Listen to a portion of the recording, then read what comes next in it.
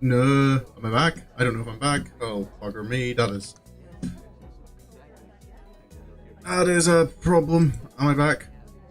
Twitch says, okay, Twitch says I'm back. YouTube? Am I back here?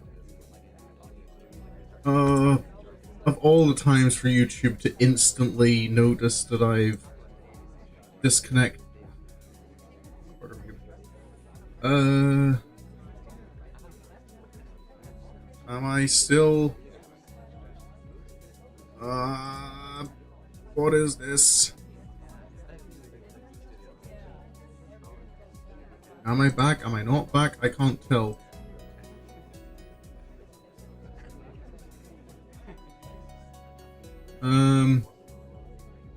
Go live. Live now. Okay. I think, am I still? Next stream software. It says I'm okay, there we go. Oh, this is off to a great start. I needed to cough, so I went to hit my mute button and hit the disconnect, like, stop streaming button instead.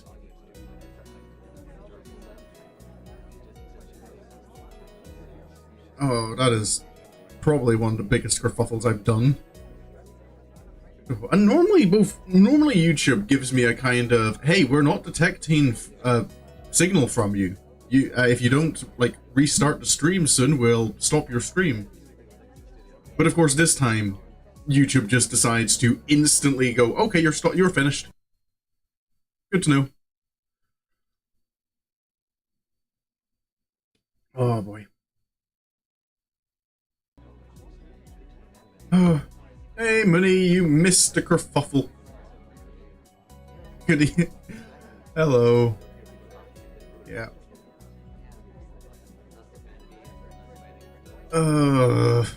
That bothers me. I don't like having done that. The what? The kerfuffle. I needed to cough, so I went to mute my mic, but instead of hitting the mute microphone button, I hit the stop streaming button. Which is why there are 2 streams for this one.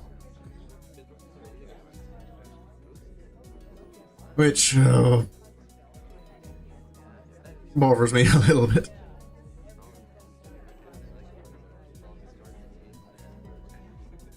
Sure. And for like the first time I've ever seen it, YouTube decided, oh, you've stopped streaming? Okay, you're done. Because normally YouTube gives me that moment of, we're not detecting, we're not receiving anything from you, so if you don't restart your, maybe reload to save. I suppose I should reload to save and have it all on one stream. So it's not that I've missed much, I've only like a handful of lines of dialogue. Yeah. Yeah, it's literally just saying hello to Emmy and kind of going, yeah, I'm feeling better after last time. Oh, just why of all times, this time is the time that YouTube decides to instantly end the stream and doesn't give me that. It normally feels like it gives me like a 20-30 second like grace period where it just goes, hey, if you want to continue streaming, you need to reconnect your software. Oh, it just bores me that of course this is the one time. It's all about how you. I'm just complaining because the system bothers me. It's not like that big of a mistake. It's just, what's the point in YouTube having that grace period if it doesn't work when it's supposed, like when it would actually be helpful for it to be there? Alright, that's kind of just throwing me off. I don't do good about bouncing back in short time periods. I need momentum. Alright. Okay, everything does seem to be working again. I'll have to sort out the videos on YouTube just after the fact, I guess. Alrighty. Nice to see you back on your feet. Feeling better now?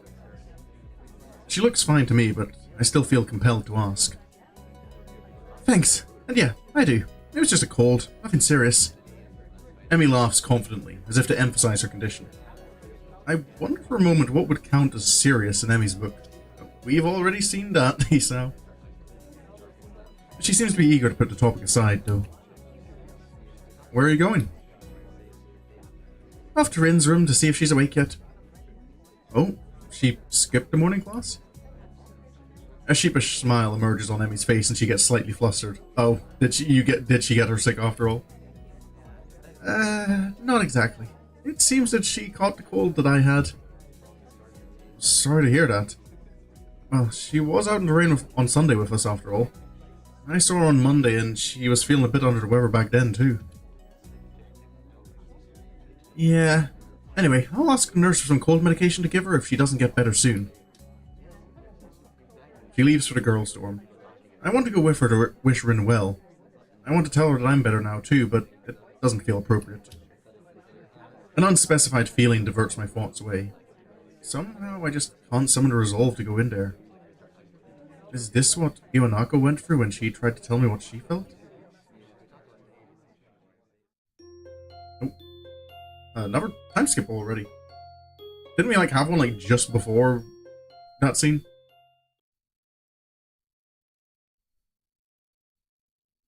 Even though I'm feeling more energetic, I'm still hesitant about going over there to talk to Rin. It's not until 2 days later, on Friday, that I finally gather enough courage to enter the girls' dorm. I ask the first person I meet inside for directions to Rin's room. I knock on Rin's unmarked door and wait. Oh, guess we have to visit both the girls when they're sick. After a few seconds of silence, I hear something rustling inside the room.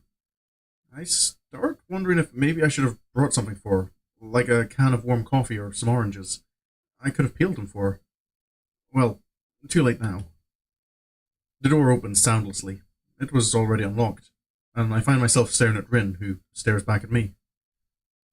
She looks like she just got out of bed, with her hair all messed up, probably because she was having a rest. And barely any clothes on. Ah. Hello. Oh, okay, that's more a happy. There's a strange, stupid-looking smile on Rin's face. I'm not exactly sure why. Rin smiles so rarely that it seems to be out of place every time. Especially so now, given her partially undressed state. Said state makes me feel extremely conflicted about whether or not this was a good idea. Her cheeks are flushed rose red, contrasting with the milky pale complexion of a person who doesn't get enough sunlight. Her forehead looks sweaty, as though she might have a fever. Hi. Now what? I didn't plan anything further than this, and Rin is staring at me with those expectant eyes of hers again. Something about this situation gives me very strange vibes. Her eyes are even more vacant than usual, and she seems to have a hard time focusing on anything. The lack of clothing is disturbing, but since she herself doesn't seem to be bothered, why should I be? I keep telling myself that. Is Rin, just completely out of it when she's sick?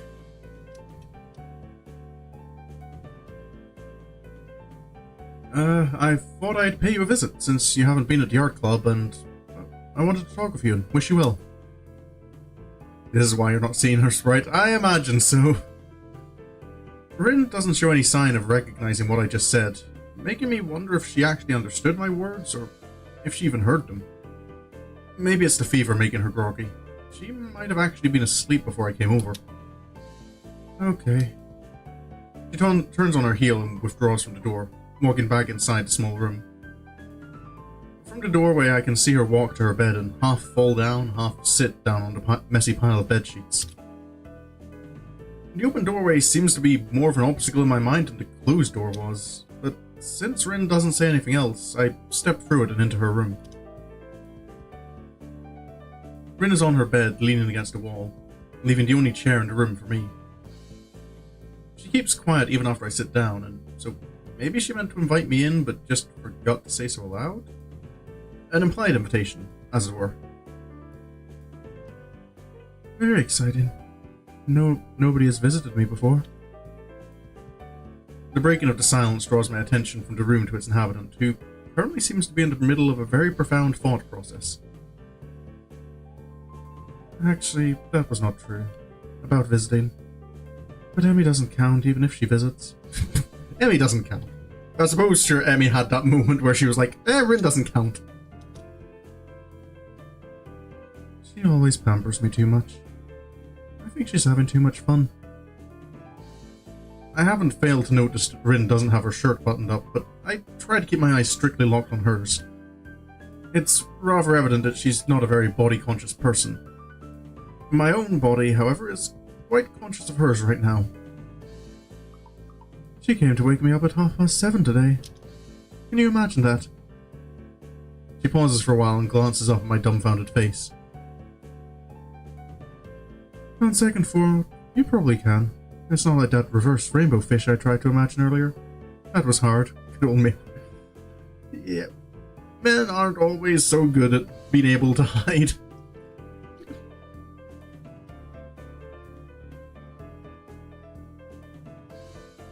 Especially depending on how tight your trousers are.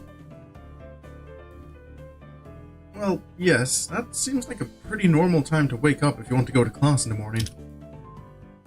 I'm trying to sound as reasonable as possible to counteract Rin's unreasonable annoyance. I told her to sod off. She gave me these meds and told me to take them. I follow her eyes to the night table and then to the pill bottle sitting on top of it. I pick it up and turn it around to look at the label so I can see what kind of medication Emmy brought. Active ingredient... Codeine? Codeine? That EI in the middle is confusing me.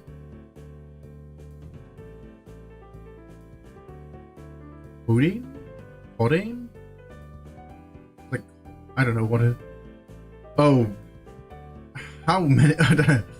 I was wondering if it was a case of she hadn't taken, like, anything to help with her cold, and that's why it was bad. Taking an opioid. Oh. Yeah, but apparently it's not that she's not taken enough, it's that she's taken too many, maybe. You took all of these? No. Yes. I've been eating some since there's so many of them. Seem to make this thing not so bad. Actually, I think I'm feeling just fine. Her head lolls round and round, making it look like she's either trying to stretch her neck muscles or possibly pass out. She took several of these pills? Can that be safe? At least it's bound to have some side effects, which I'm afraid I'm witnessing right now. Look up right away. Oh boy. Good old drugs.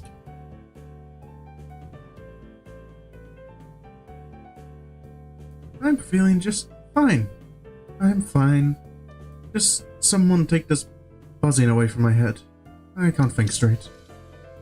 The annoyed expression returns to Rin's face. It's like many of those insect things, or one really big insect thing, addictive. Yeah, well, I think like most opioids are addictive, aren't they? Because isn't like the opium part itself what makes it addictive? With lots of wings. Very much color and everything. What's the word for those? Oh, never mind, I remembered. It's butterflies. She smiled slightly at her last observation. A small pause in her monologue is not long enough for me to dare say something that could potentially, but not likely, salvage this discussion. I love butterflies. They're the best animal. Again, most drugs are. I think it depends. Because I know sometimes it's not necessarily the drug itself that's addictive, but the effect it has on you.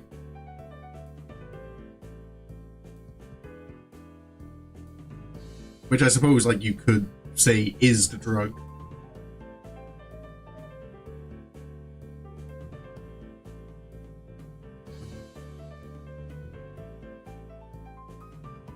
I've not looked. But I suppose, well, you don't even need... Oh, hi, Kendi. Welcome to the stream. I suppose, well, that you don't even need, like, drugs to be addictive. Like, even stuff that's psychological can be. addictive. It doesn't need to actually be ingested in any way, shape, or form. Alrighty. Did you see any on your way here? Isao? She utters my name as an afterthought, possibly to make clear that she is now addressing me instead of just speaking her mind to whoever might be listening. This odd situation has left me speechless more or less since the moment Rin first opened her mouth. Now that she herself doesn't seem to have anything else to add, silence fills the small room. It makes me glance around again in an attempt to find something to talk about. You could answer her question. Rin's room is about as small as mine. The big window, which takes up most of the wall furthest from the door, opens to the east, just like mine. It looks very normal, which strikes me as strange. I expected something more different. About a dozen paintings, most of them in Rin's signature abstract style, and a few art posters are taking up almost all of the available wall space, but that's about the only real difference between her room and mine. The room is not exactly aesthetic, but it doesn't look like what I'd expect from a girl's room either. A faint smell of art, of paint and paper, is floating in the air. It's the same smell the art room has. Rin isn't too concerned about being tidy, it seems. Everything she owns seems to be arranged in various piles around her room. Your room looks nice. It's an empty sentence one uses to fill empty spaces in conversations. But my wits are failing me pretty hard right now. It is very nice that you came to see me. It makes me feel very... what's that word? You know, the one about things and stuff. Anyway, you came. Rin's rambling makes me remember that I actually came here for a reason. Hey, about what we talked about on Monday. On the rooftop, remember? Rin doesn't seem to be exactly attentive right now. Not that she ever is. I plow ahead and get it off my chest anyway. I just wanted to tell you that I'm going to be better from now on. I guess. I hate being prophetic, so I decided that I'm not going to be anymore. I guess that's all? Okay. Isn't that good? The blurry words flow out of her lips slowly and uncontrollably. I'm happy for you, I think. That's what I think. You shouldn't look so sad all the time. I mean, looking sad is fine if you are not sad, but you look sad like you actually sad. That's no good. Are you going on some training camp where they make men out of boys, or mountaintop meditation? No, I don't think so. Oh, I guess that's fine too. The sentences come out of her mouth, and probably her brain, one at a time, with a small pause between each, making her gibberish hard to understand. I just think it seemed like a good idea. Maybe it's not. Rin finishes with one more line, getting to say the last word over herself. An impressive display of what I can only describe as mental shadowboxing. While I'm embarrassing myself, might as well tell you that I'm sorry that I said some stupid things to you last week. Is this really like conversation you should be having while she's like drugged up? This feels like something maybe you should wait until... Because Rin's already made it clear like she has trouble with memory at the best of times.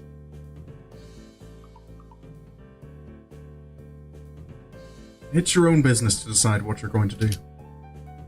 She seems to not register my words first, but then understanding lights in her eyes and she waves her head around in a way that could be interpreted as anything.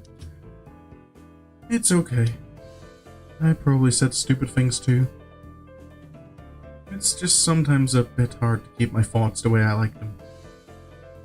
They're not very straight, at least most of the time. Not that I want to have them straight, I just wish they were at least in some shape. Round is fine too, but I need more definition.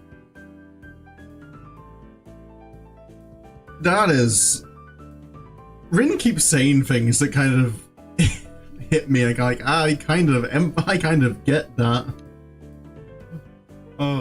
Like, yeah, like, I understand, like, I've not thought about putting it into words before, but thinking about that, like, my thoughts not having definition, I kinda get that.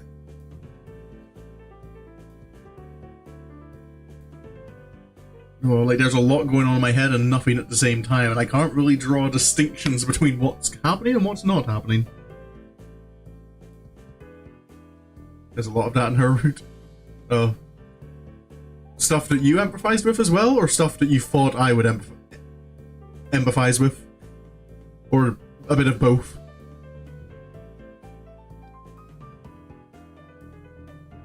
My thoughts are very messy.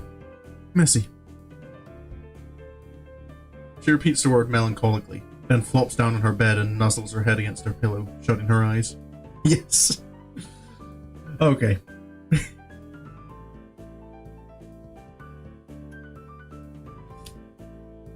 Enough. Tired. You should go. I'm going to sleep again. She opens one of her eyes to look at me. Was it you who likes to look at sleeping girls, or someone else? You understand her struggle with her thoughts and feelings. Yeah. I suppose that is kind of like one of the big ones that she comes back to, is that how to, like, define thoughts. Says a struggle for her might be an understatement. Yeah. Oh. Well, it is a struggle. Just a big struggle. Maybe there were many of those. I can't remember. You can stay if you want. No, I'll leave. I have to do homework anyway. I stand up from the chair and take a step toward the door. Wait. Her request stops me in my tracks. Not that I intended to scoot off right away. I look over my shoulder at the girl lying on her bed, again with the strangest kind of smile on her features. She should smile more often. I can walk you to the door. It's the least a gentleman can do. Rin giggles like a little kid, making me beyond absolutely certain that she took far too much of her cold medication today. I've always wanted to say that. Slowly and with difficulty, Rin first rises to a sitting position again. Then she stands up with even more difficulty and more slowly still. Rin is standing, although barely. It looks like she has trouble keeping her usually decent balance. Again, probably a side effect of the medicine. She takes an unsteady step towards me, then another smaller one as she notices that it's not a good idea to try to take big steps. I feel my muscles tense as I prepare to catch Rin if she falls down. Oh. She manages to take 2 more steps before she falls against me. To my surprise, neither her downward momentum nor our slight height difference are able to stop Rin from pressing her heart-shaped lips squarely against mine. Okay, this I'm...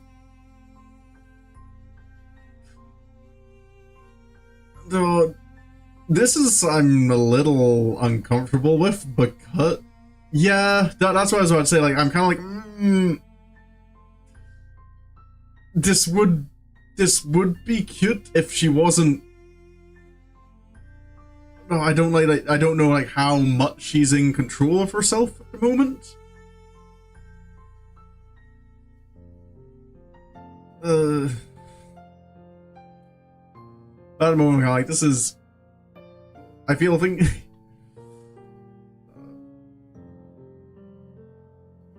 like this should not be done when you're not in control, like, in full control of your faculties.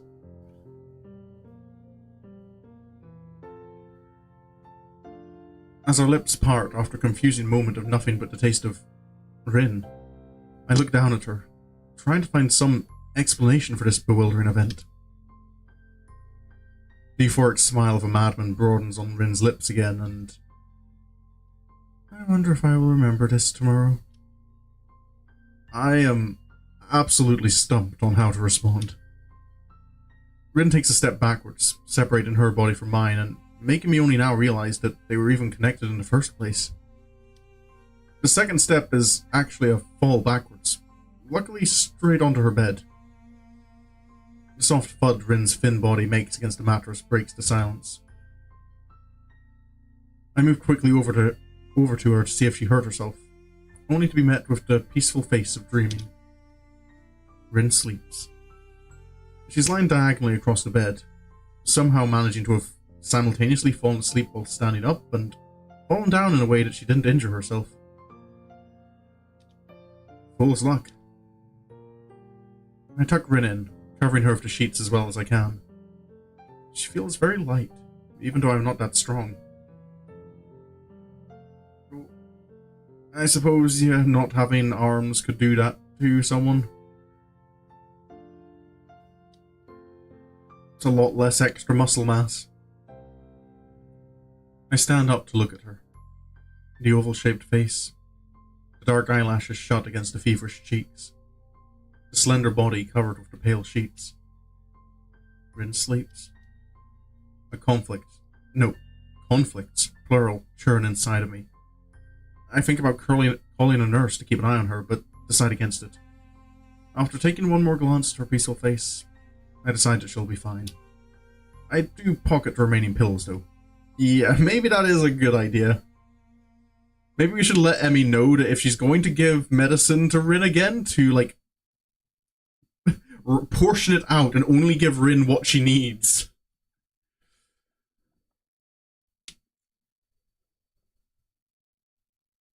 Oh. Yeah, Rin... I'd kind of be worried, like, when someone does something like that, that maybe it's part of her memory, maybe it's just her personality, that she's not just... Yeah, not good at keeping track of stuff like that. I exit the room and close the door soundlessly behind me. I exhale deeply, only now realizing I had held my breath for the better part of a minute. Taking a moment to relax, I try to calm down my heart, racing like a jackrabbit. Yeah, that could have gone bad if your heart had done a thing, because Rin certainly wasn't in a condition to help.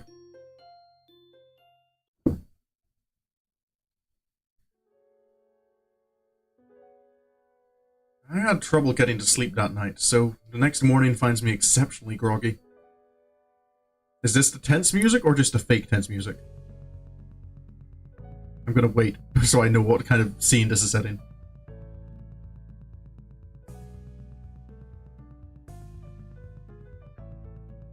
I think this is the normal one. There we go. Okay.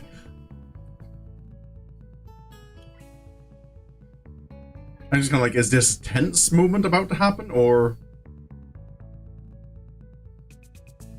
I briefly consider skipping class, but remind myself that I was supposed to be a stronger person now. I get up like a good boy and put on my uniform, then make my way to the main school building without eating breakfast. Like a bad boy. You should eat... I know I'm the heart. I know I need to stop criticizing other people for it, well, but I can't do it myself, but you should be eating breakfast.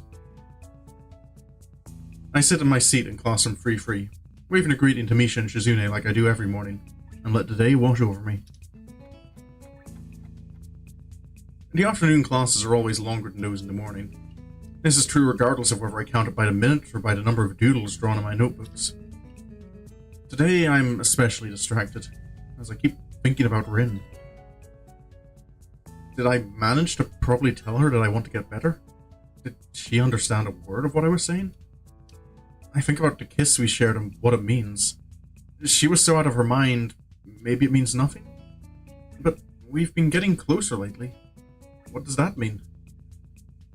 I think about Rin more and more nowadays. I wonder if she thinks about me. The ringing of bells makes me flinch, and then realize that I haven't been paying attention during the latter half of the class at all. I look at the assortment of sketches travelling up and down the margins of my notebook. The only thing I got done in the last hour. Feeling vaguely disappointed in myself, I pack up and get to the hallway. Rin is standing right outside the door, her presence stopping me in my tracks as soon as I spot her. Her posture is relaxed as always, but I suddenly feel like I just ate a crowbar. That is a analogy I haven't heard before.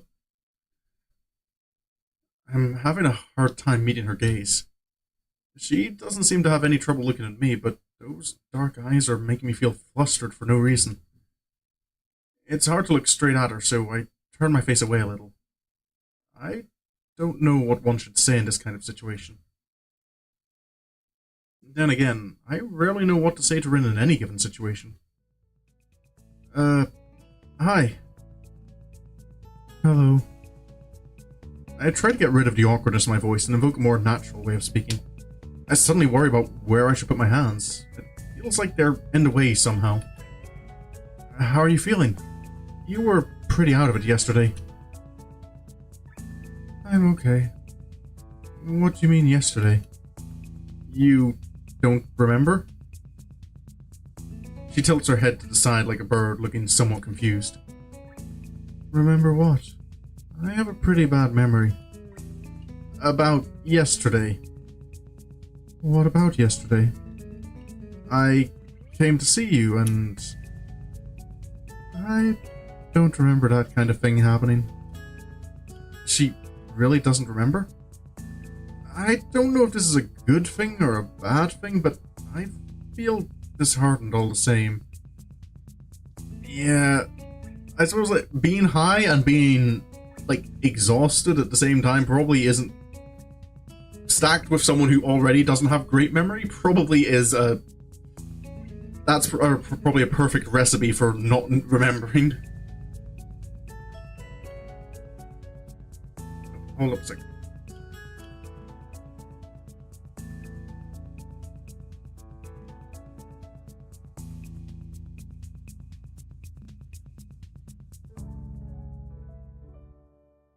Just needed to blow my nose.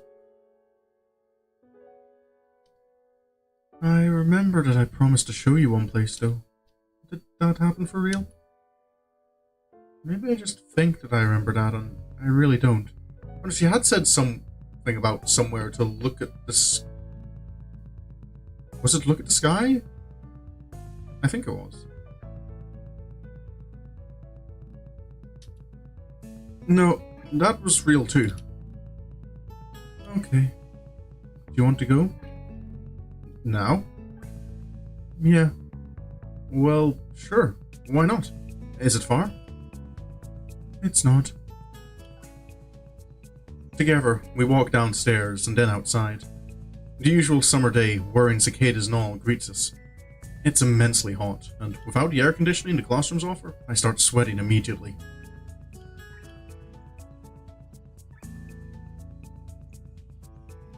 We start along the tree-lined pathway that leads towards the dorms.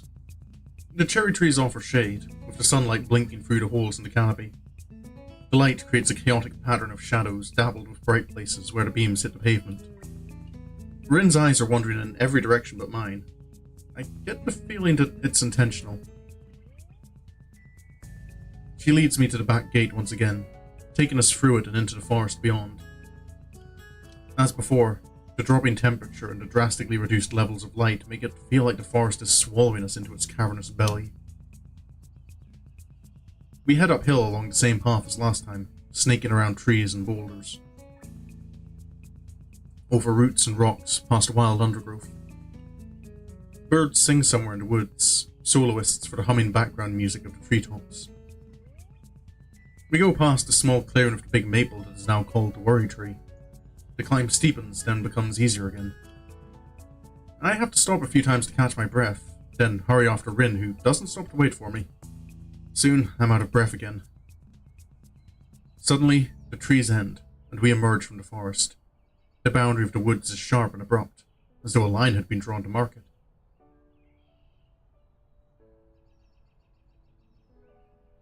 The hill continues to climb up a little further ahead, but from here to the top it's a rocky meadow, patches of grass and small bushes that look like they are growing straight from the rock. The air always felt so fresh under redwoods. Are redwoods like the really big trees, or am I thinking of something else?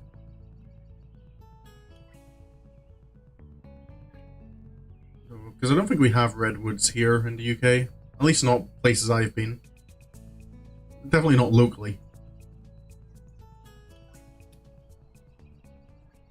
We soon reached the highest point, with the forest behind us and the view to every direction opening in front of our eyes. The city lies far below and away, lazily reveling in the quiet afternoon mood. You can see pretty far from here, and the vista is beautiful. I wonder how high up we are. These ones aren't as huge as ones up north here. Oh yeah, because it's... Like, did they go into... Did they go into Canada as well, like redwoods? I'm trying to remember if they're the trees I'm thinking of, that I've seen pictures of. Also poached for their burls? What are burls?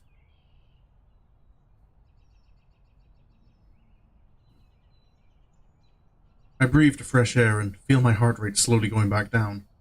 I think I might have overdone it a bit. A higher pulse is dangerous for me.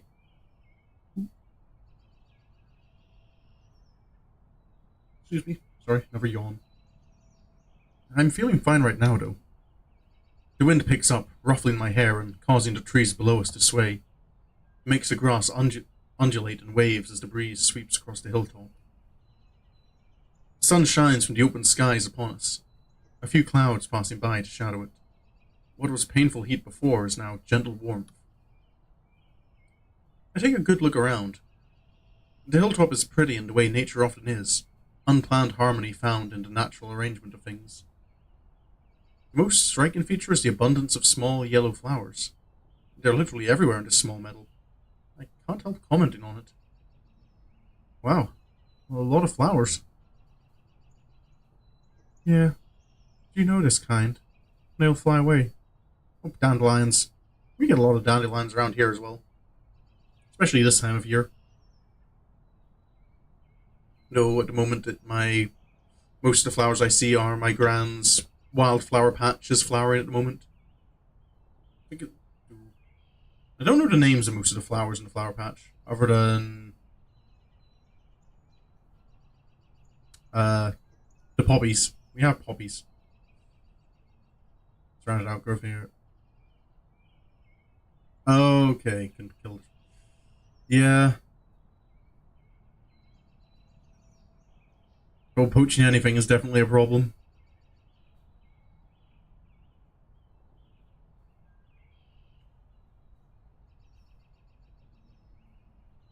Yeah, dandelions. There are not many of them at the school, because they cut the grass so often. Nobody cuts grass up here. The fragile-looking flowers will soon turn white and fluffy like cotton, and the wind will carry their seeds away. I crouch down to look at one tiny yellow flower, silently basking in the sunlight. There's not a hint of white yet, so it's still waiting for its time to be fulfilled. I brush my fingers against the delicate yellow petals, feel the soft texture in my fingertips.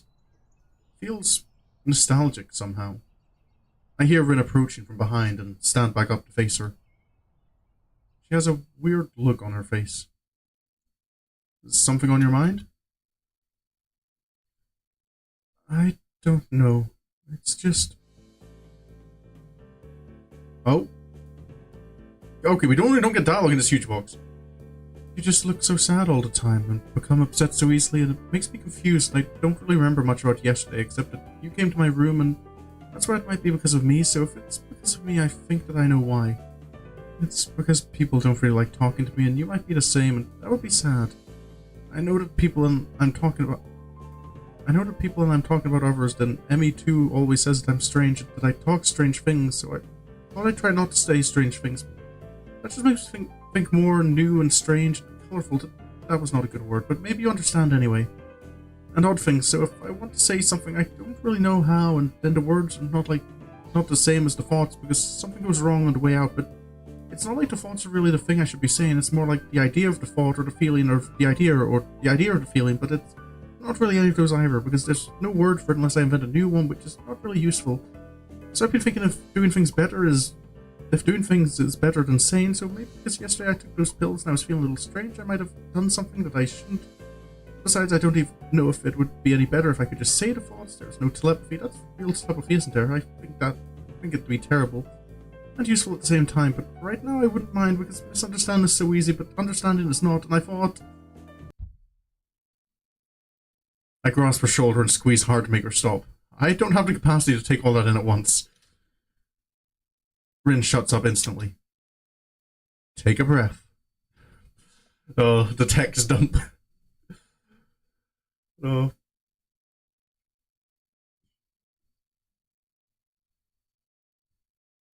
Oh. I don't think that's ever something I can't recall. Well, to be fair, I've never done it like verbally, I don't think. Like dropped stuff on people like that, but I think in like text conversations I have before in conversations just dropped like massive blocks of text on people and then kind of realized, oh, that was maybe too much.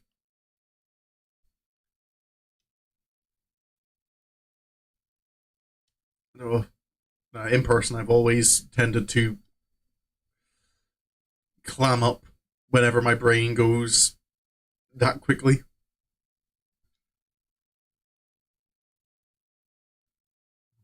Take a breath. I'm not upset. Why would I be? I'm just a little confused, but it's alright. I wonder if I was making a face she doesn't like again.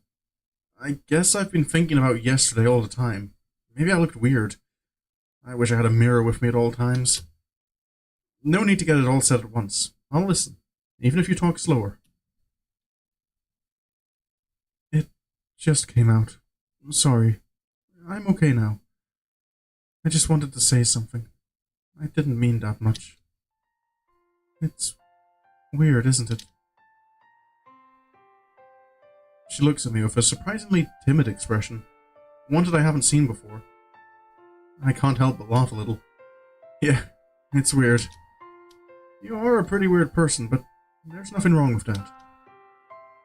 Thanks for being worried about me, but I'm going to get better.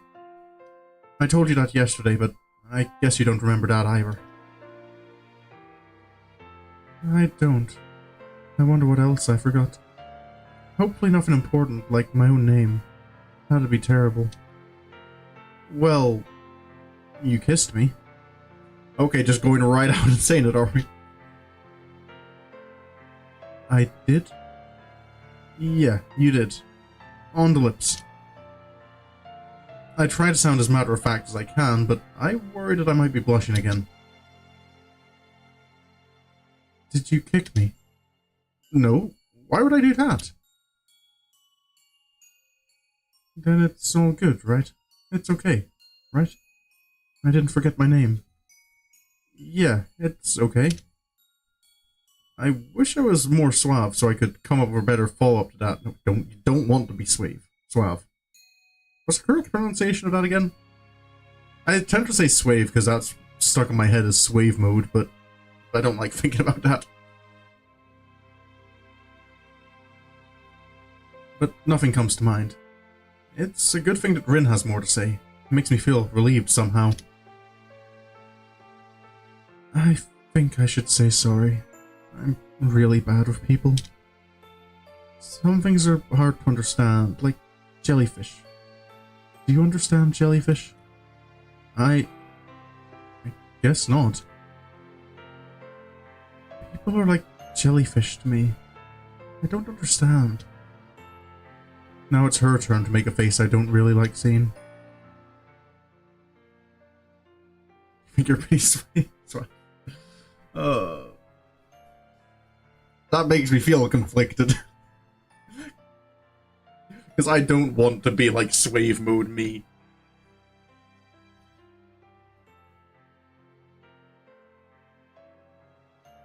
I've never really had friends.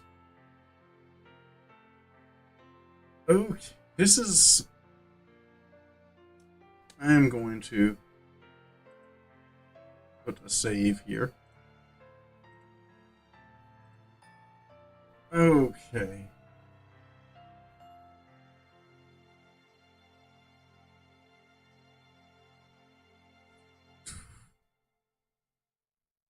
Let's see, asking the what about Emmy thing, I feel like part of her being high before and like maybe not as rested as she should be. I think like, I don't think she was saying stuff like she didn't mean. It was just kind of like more unfiltered, like even more than usual. And there was something about like what she said about Emmy.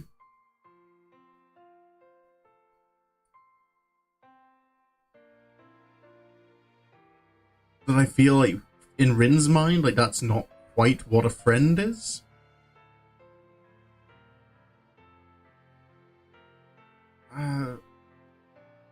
But I suppose like point that out, maybe like try and show her otherwise. But then of course,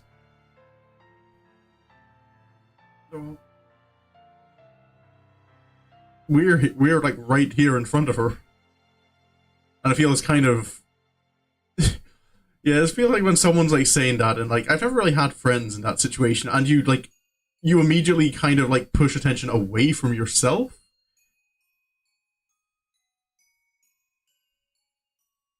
Like it's kind of just, I don't know, it just feels a little. So I kind of feel like the top one is the right response, and it probably would be.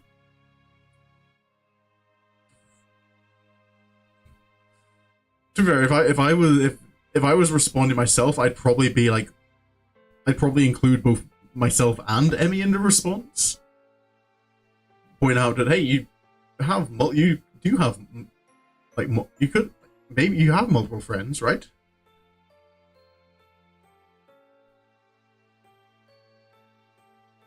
But yeah, I feel when. What about you? Yeah, yeah. Because yeah, if you point draw attention to someone else, it kind of is, yeah, does bring up the question of why aren't you, you know, is that just you like admitting that you're not my friend? Yeah. I'm your friend for one. I mean, think about it. We already talk a lot to each other, and we've even gotten upset at each other and then forgiven the other for it. That's what they call friendship. It's really nice of you to say that. I've always been able to tell everything to pencils and paints and paper. They are my best friends. It is harder with people. I have to use words. That is hard for me. Yeah, I know. You told me about how you forget. Rin nods at me wordlessly, and I dare to attempt showing her a little encouraging smile. I hope I do it properly. She doesn't reply in any way. I feel really glad. The distance Rin puts between herself and everything else has made me feel really uneasy ever since I met her. If we become real friends, I'm sure I could understand her more. I'm sure that this way we can close the gap of understanding between us. I think though in situations like this, you always have to kind of be prepared that you're never going to completely close that gap. But definitely when you if this is a case of like neurodivergence, I can speak from experience. Someone making an effort to understand like does help open up.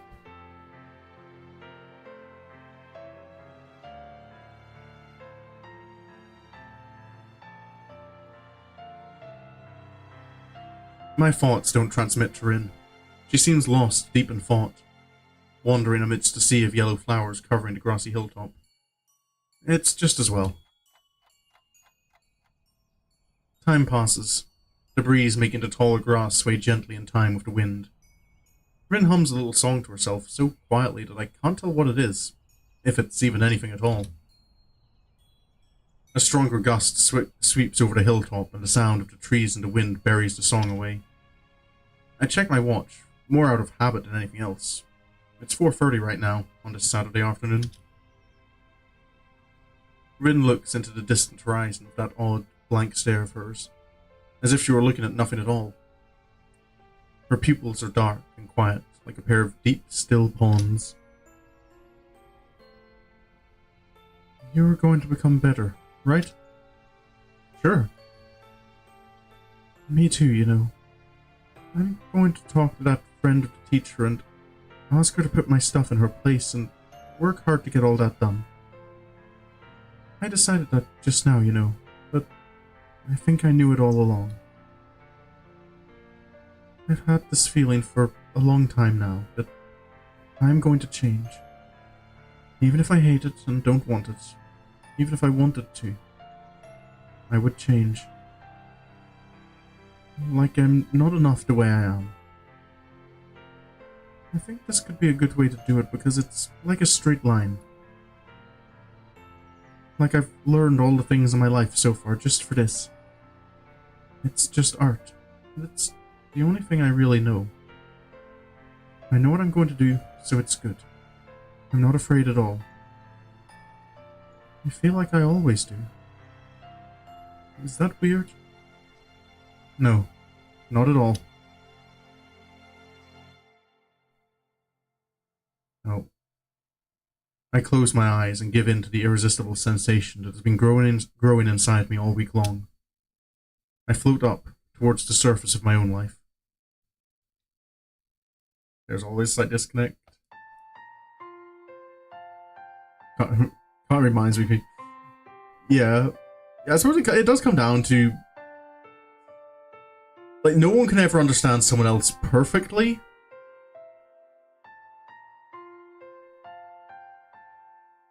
But you can, like you can get, like, closer in understanding to other people.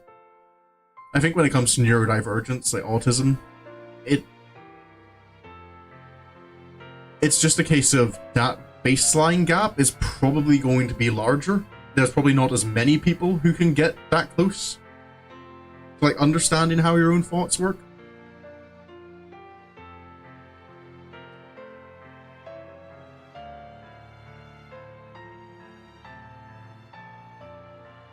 And even that, like, varies depending on how severe the autism is.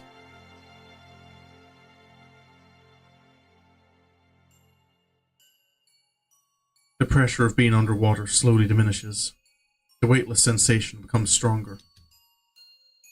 I break the surface of the water, lifting my head into the sunlight and inhale deeply, breathing in fresh air as if for the first time in a long, long while.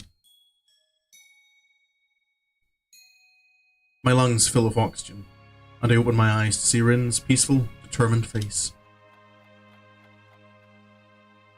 We walk down the slope carefully and slowly to avoid falling down. Rin in the lead and me a few steps behind. Rin surely can do this. Even if she can't, she's going to pull through. I'm sure that I can keep my head above water too from now on. The sun sets behind our backs, setting the world ablaze in its orange glow. I keep watching the back of the red-headed girl descending the path a few steps ahead of me. If it's only this much, this distance between us is definitely within my reach. Oh. New chapter? Oh, 2 pictures. Act 3, distance.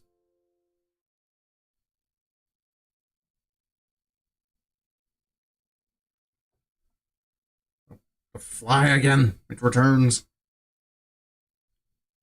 I asked you a question, Nakai. I shake my head to fend off the dazedness. The teacher's looking at me, as is everyone else in the class. Sorry, I wasn't paying attention. What's the distance between... Never mind. Different question. Why are you here in this class? Oh boy. To, learn about physics? Yes. Well, no, but that's the answer I wanted to hear. To acquire knowledge is the secondary reason for you being in the school. The primary one is to learn the rules of society, the norms and ethics that govern your everyday life. You don't come to school for the classes, you come to interact with the other people there. Your classmates who are your equals, and the teachers who are your superiors. You learn how to form social contracts and maintain them. In other words, how to be a part of society. The school itself is a microcosm of the entire society. Locke was the one who realized that, you know. School's not just a place for learning, and of all the kids your age, you guys should know that better than anyone else. He pauses for a moment and lets his eyes sweep over the class to see if the message sunk in.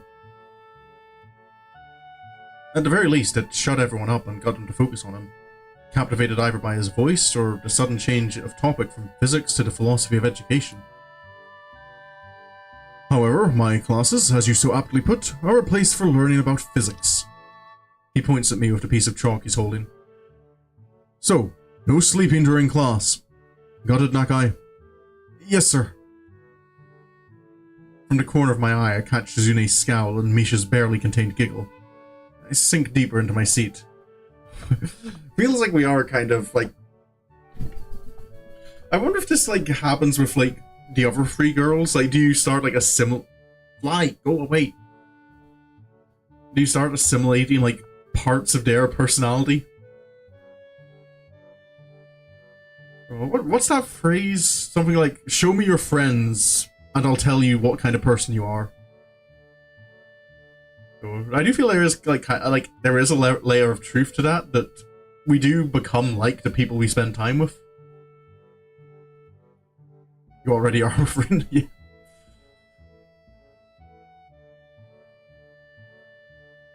No, yeah, but that's why I'm just thinking back, like, Emmy's route as well. Like, with Emmy, we seem to, like, take on her, like, determination. And kind of, you know, doing things, like, full force. I don't remember, like, having these same scenes where we kind of, like, we're falling asleep in class.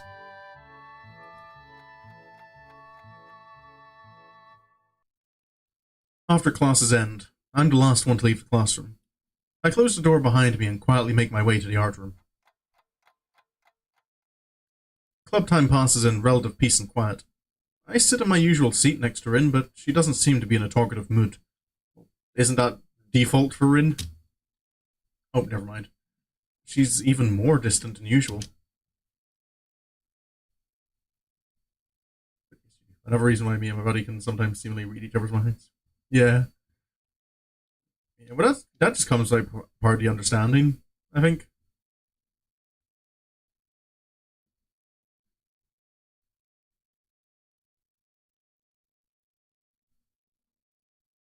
But yeah, I'm trying to think of examples from my own life, but to be fair, there aren't many people I've gotten all too close to.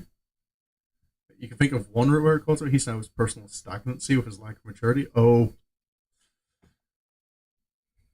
Hmm.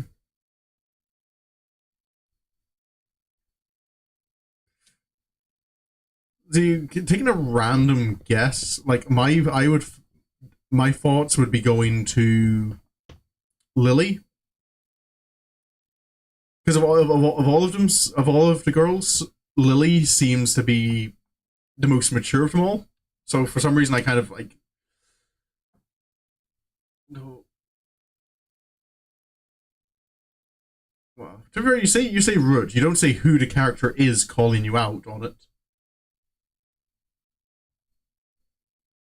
No. No.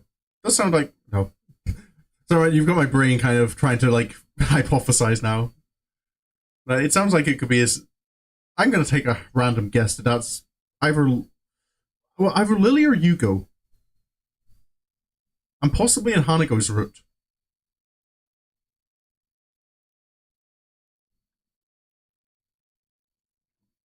Anyway, back to the story. I'm getting distracted.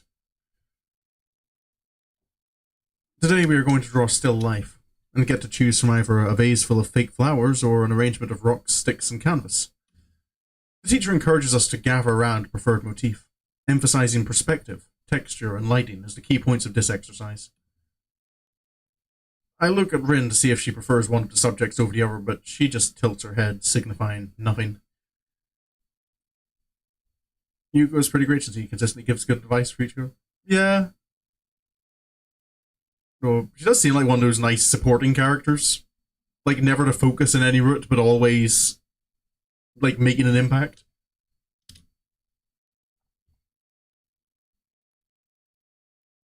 The club members quickly shuffle their chairs around the classroom to get closer to either the vase or the clutter. Rin and I Rin and I both picked a flower vase, but only one of us seems to do any work. So let me grab another drink from my fridge. I finished my first one again. Oh.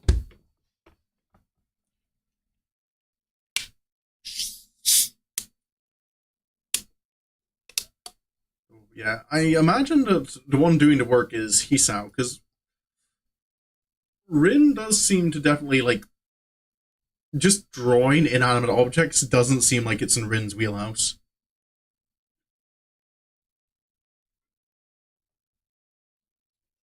Like, I imagine, like, yeah, Rin definitely gives the impression that she's really not great at drawing or, like, painting things that she's not interested in.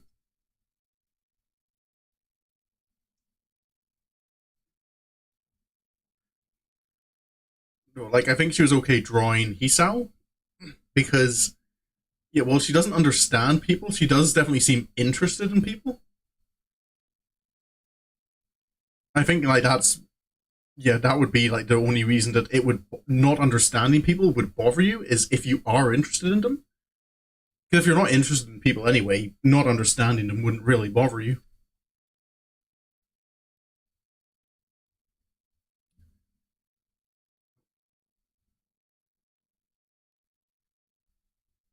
She's ignoring Nomiya's assignment, just like she's suddenly started ignoring me and has begun doodling something idly with her foot, not really even looking at what she's drawing.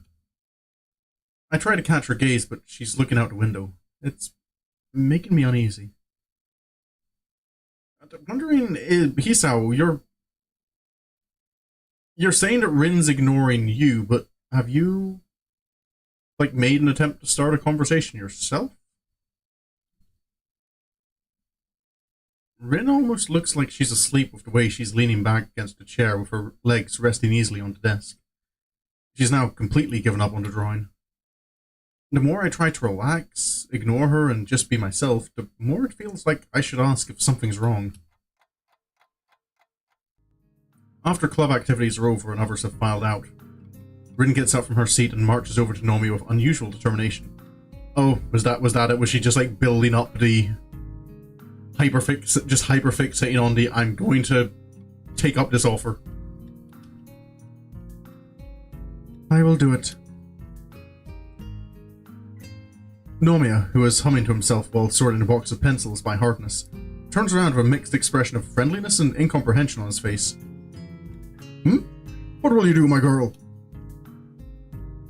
The gallery person. I can talk with that person. At least yesterday I thought I could. He's expecting her to start first. I know, again, I am not someone who should be complaining about this, but it doesn't work like that. If you want to have a conversation with someone, you don't just sit there and wait for them to start first.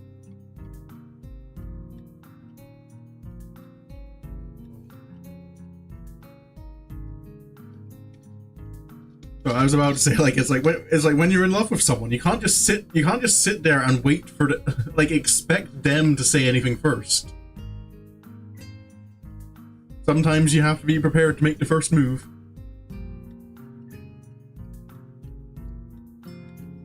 And today too. I think I want to try it. I'm going to go all the way. The widest smile I've ever seen on any person's face lights up the teacher's features. He is almost literally beaming. I think him saying she's ignoring him is implying that he tried, but she did. Yeah, possibly. It's just kind of one of those questionable situations where I kind of, like, I don't have enough information, because it's sometimes you can be like, she's ignoring me. It's like, how much of an attempt have you been making?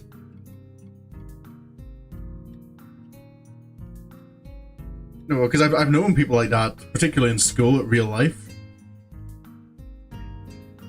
Like, there are some people who, like, feel they're being ignored when, you know, they don't put a lot of effort into, like, starting conversations themselves. Happens a lot from what you've seen so far. Hisao tends to rely a bit too much on the other.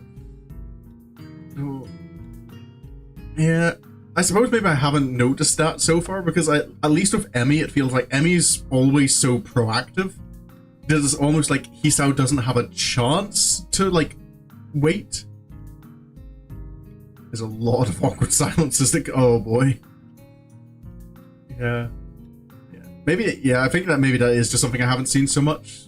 Because again, Emmy feels like she always had something to say.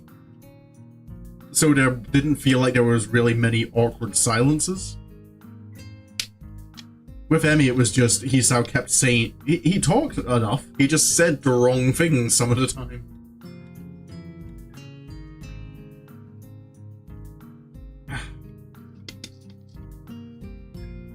I imagine particularly with Hanago, that's going to be like that's going to become a problem.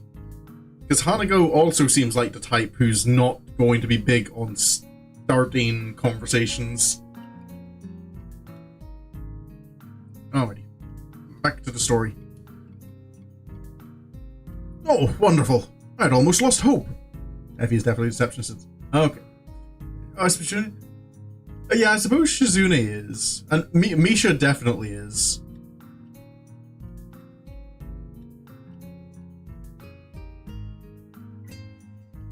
But yeah, then you do have the barrier of sign language.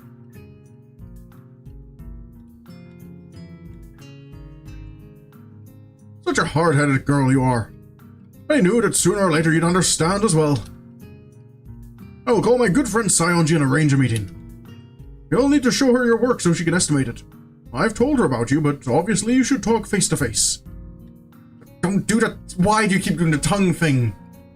Ugh. That's why you say she's rubbing off him. Like her, he is struggling every social metric more than he does at the start of the game. Okay, yeah. Yeah, hanging out with Rin definitely does seem to be getting us into making us more Rinish. But yeah, I really dislike that expression on Nomiya. Like, why? Oh, this is so exciting, isn't it? Nomiya is talking more to himself than to us and walking in circles around his desk, waving his hands around wildly all the while. He picks up his cell phone from the breast pocket of his jacket and flips it open with a stylish movement, starting to look for the number to call. While he searches, he notices me staring and gives me a beaming thumbs up. I shrug back at him, doing my best to not look smug. Nomiya finds the number and makes the call, turning away from us and lowering his voice once it goes through. Even so, I can hear his excited tone. The call doesn't last long. Fabulous! The size of the gallery right now, and she said we could stop by right away if that's fine. Oh, this is most excellent! Do you have some... Oh, that was me speaking. Do you have some kind of portfolio to show, Rin? She just shakes her head at the question. Never fear, I've taken some photos of your paintings. We can bring those and maybe a couple of originals with us. Those will be quite sufficient for now. There should be some recent ones around here in the back, right?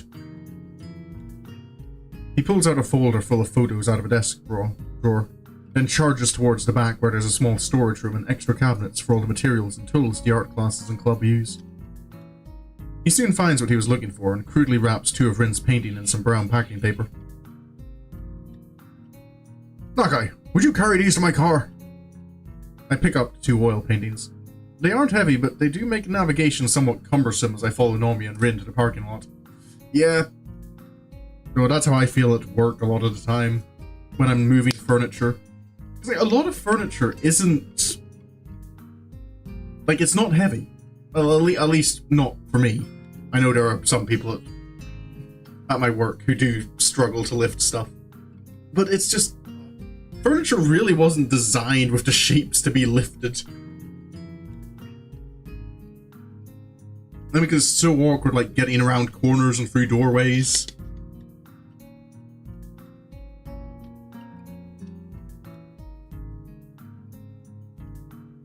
Nomiya has a pretty nice car.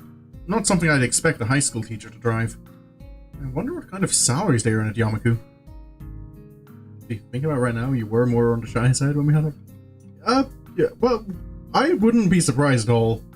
I feel definitely I would have gotten more comfortable with you, Mooney, like the more we spoke. And kind of like the more I learned about you and remember making more of an effort.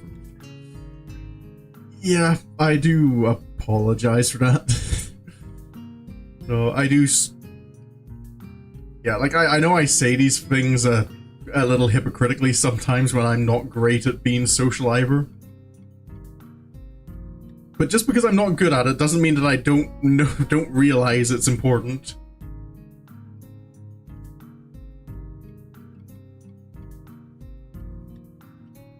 Yeah. It does. I do often need time to learn to open up with people. Does help often enough as well that like when we like started talking, like we did like play games and such. Because having something common to talk about that's happening like right there in the moment.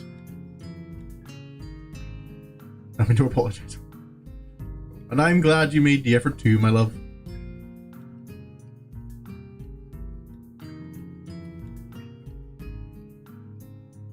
It's definitely been it's definitely been worth it to get to know you better. Just another thing for me to be thankful for you for.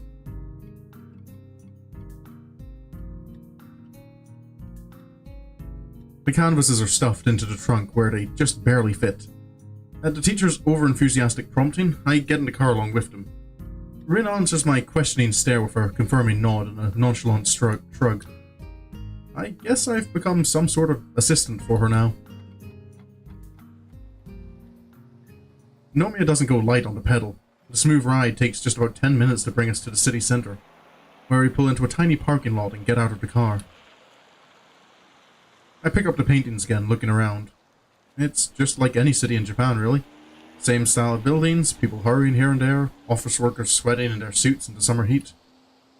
Wide, tree-lined streets aren't something you see everywhere, though. Maybe they are the city's specialty. Definitely has that feel of a city, which I thought I had already forgotten. I feel immediately comfortable walking around. I haven't actually been here before. No? In that case, it's about time! It's a great city, lots of wonderful folk around here, and most important of all, a vibrant cultural life. Ah, Sai's place is just around the corner. After turning around 3 more corners, Nomiya stops in front of a door. There is a nameplate in big red letters over it. 22nd corner. Is this really the 22nd corner? Of what? That's bothering me too. I mean, where to start counting and which way do you count? Rin gets worked up over the strangest things. To be fair, yeah, that would be kind of thing like, what? Why is it named that? Oh, what is it? Oh, it reminds me of, where was that? Do you remember, Mooney, when you were over here? I'm trying to remember like where it was, but we saw like that the Chinese takeaway. It was just called Calorie. It's kind of like, oh, what did the brainstorming meeting on like naming the takeaway look like?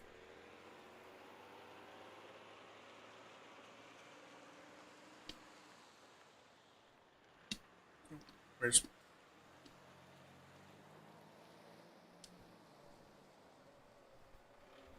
Unlike me, Nomiya ignores her completely and pushes the door open.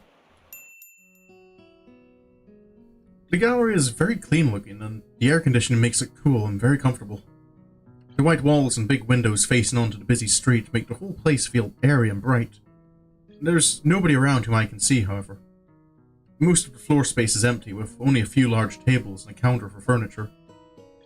Because all their food will really add to your calorie. I mean, to be fair, yeah. I know Chinese takeout is not a... You've ever seen a gringo? Oh, yeah.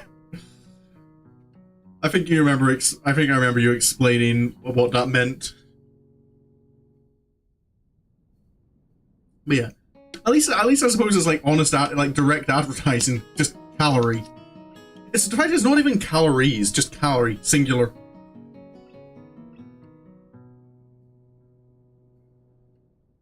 No, it's especially when like most Chinese takeouts here have, like they all have names like Happy Villa or New Sun. Like they all have like, they seem to have like a very similar naming convention. And then there's just calorie. Ah well. Alrighty. There are paintings too, of course. A poster advertises an exhibition for an artist I've never heard of. Most of his work seem to be portraits or landscapes done in a more traditional style than Rin's abstraction. This character caught me off guard for a moment, because she feels like she's done in a slightly different style. Did you ever see Panda or Dragon used over here? Yeah, to be fair, I didn't really see, like, animal names much. The only panda one is we have a couple of, like, red panda branches over here. But yeah, most of them tend to be, like, they have, like, villa or... Villa seems to be a common word we see.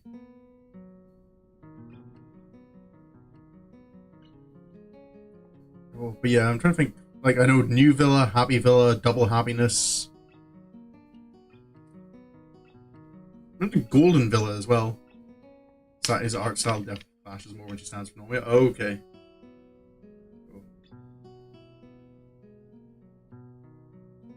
I wonder if this is just a case of, like, most popular Chinese place. My hometown was Hong Kong free. Never had been. Oh boy. Just coming up with names from somewhere. But yeah, I suppose different art styles happens when you have maybe a team who just haven't coordinated as much.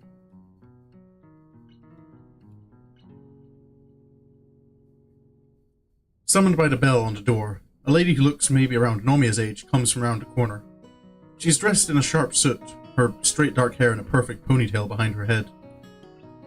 A pair of flashy, expensive-looking eyeglasses frame her eyes. On second glance, I'm not so sure of her age anymore. She looks old and yet not actually old. Sai, hello! She clearly recognizes the teacher, greeting him warmly. Oh, there you are, Shinichi. So quickly. I take it that these two are your students? Indeed. Let me introduce you. This is Rin Tezuka, the one I spoke to you about. And the healthy-looking lad over there is Hisao Nakai. She takes a long, hard look at both of us, especially Rin. It feels like we're being evaluated, that a worth of some abstract kind is being calculated for us. Her eyes linger for a long time on Rin. On her eyes, her empty sleeves tied in knots, her posture. Sai takes her first impression of Rin with an intensity I've not seen used by anyone else before. Once finished, she smiles amiably. Pleased to meet you both. My name is Sai Saionji, and I'm the owner of this gallery. Could I maybe offer you some tea? Oh, no thank you. We're fine. Let's get down to business. What if we want tea? I lay the paintings on the table to give the gallery owner a better view, and Nomiya pulls out his folder of photos. The old lady studies Rin's works carefully, absent-mindedly brushing her cheek with her fingers while letting her gaze sweep over the paintings. Her eyes remind me of a bird of prey of some sort. They're so sharp and somehow very calculating. She takes her time, slowly going over the paintings in order without uttering a single word. Even the teacher looks very nervous. He tries to point out certain details and other things about Rin's work, but it seems like she's not listening. While Nomiya and I keep looking at Sai, trying to look for some hint of a reaction on the gallery owner's face, Rin lets her gaze wander around the gallery space. Suddenly, she pipes up. Oh, she's still going around the corner. Is this really the 22nd corner? Sai raises her gaze from the paintings to look at Rin, but doesn't answer. It's probably for the best. Oh, no one gonna entertain Rin's curiosity. She takes stock of Rin's slouchy posture and her dreamy eyes that are again moving restlessly about. The way Rin seems to be detached from a situation that's supposed to be very important for her annoys me just a little. I'm practically holding my breath here. After Sai has gone through all of Nomiya's photos and inspected the two oil paintings I hauled here, she goes through all the material again, this time at a quicker pace. Finally, she gives her verdict. I like it. Though, If you don't mind me saying, you're still a bit immature. Searching for your own direction, perhaps. She picks up one of the photos. Still, just look at this. I just can't take my eyes off it. Like a little kitten playing around. That's what your art makes me feel, young lady. Thank you, I think. Nobody has ever said that before, I think. That's all that Rin has to say. Something about what the gallery owner says and how she says it makes it sound patronizing to me, but I hold my tongue. Anyway, what a wonderful imagination, though, isn't it? I've always said that Tezuka has a great eye for composition and color harmony, and technique. Remember, all these are done with her feet. Of course, we need to put some of the simpler ones on display too, for the lay people, right, say? The teacher snorts derisively. You know how those Philistines are. What do they understand about real art? They'd just be at a loss with the abstractions and themes here. Oh. A little bit of elitism there, Nomiya. The disdain for the plebeians.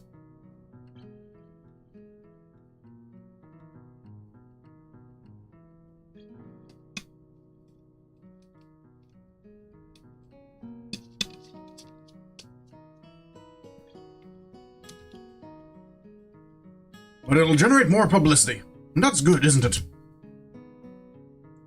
Sai smiles gently at Nomiya's remark and turns back to the paintings. I wonder. To tell you the truth, I just don't know if all this makes an exhibition.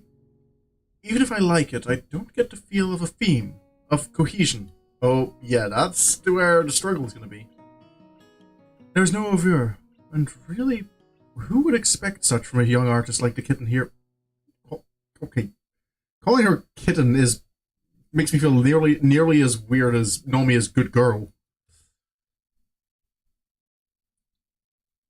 Especially as someone like you've only just met, and just I'm calling them kitten already is. Or maybe that's just because meme culture has gotten me associating the term, like when you talk about a person as kitten, thinking of Discord mod memes. Oh, no. It's definitely doable, especially if we got a few new pieces and touch up some old ones. I don't mind painting more. I'll do anything. It's a bit of a stretch. Trust me, I wouldn't have come to you if I didn't believe Tezuka was ready. You can see it too, can't you? I know exactly what her kind is capable of, and you know too. Those words give the gallerist lady a pause. A hollow, bottomless look takes over her eyes for a moment, as if she were looking through or maybe past Nomiya. She says nothing, but her mouth becomes a tight, flat line as if stretched. Finally, the moment passes. Is that what you're saying? That's what I'm saying. Sai sighs and takes a few steps, walking in a circle as if to help organize her thoughts. She takes another look at the photo of the painting she particularly liked, the one that made her call Rin a kitten. She places her hand over her mouth, lost for words. After a few moments, she shakes her head. I don't know what to say. After seeing you, my dear, and these paintings of yours, would you excuse us for a moment? I want to talk to your teacher in private for a bit. Sai draws the art teacher aside, and they talk in hushed tones for a while. I can't hear what they are saying, but over her shoulder I can see the lines around the corners of her mouth tighten as she motions with her hands in time with her words. Need look no further than the infamous toilet, and none of these art elitists understand art. Yeah, I've seen some examples of modern art that I'm kind of very much...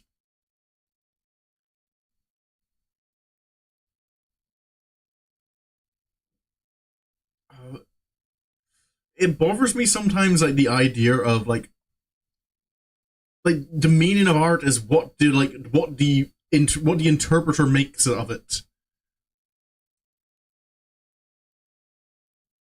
Because, I don't know, interpretive art, like, in that sense, feels like it doesn't mean anything.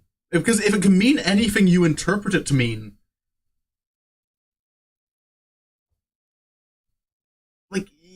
like imagine like taking that approach with someone's words.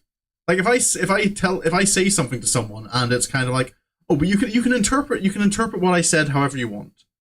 Then there's no point in me saying anything because yeah, there are some pieces I've seen like when I've been able to like hear the artist explain what it is. Like I remember seeing one piece of modern art that was when I just looked at it, I didn't quite get it because it was just a bunch of squares all painted different colors. But then like the artist did he did an interview and actually explained, no, there is a reason I did this, and he's able to explain and articulate it. And that kind of then lets me look at the art and kind of go, okay, I see it now, I get it now.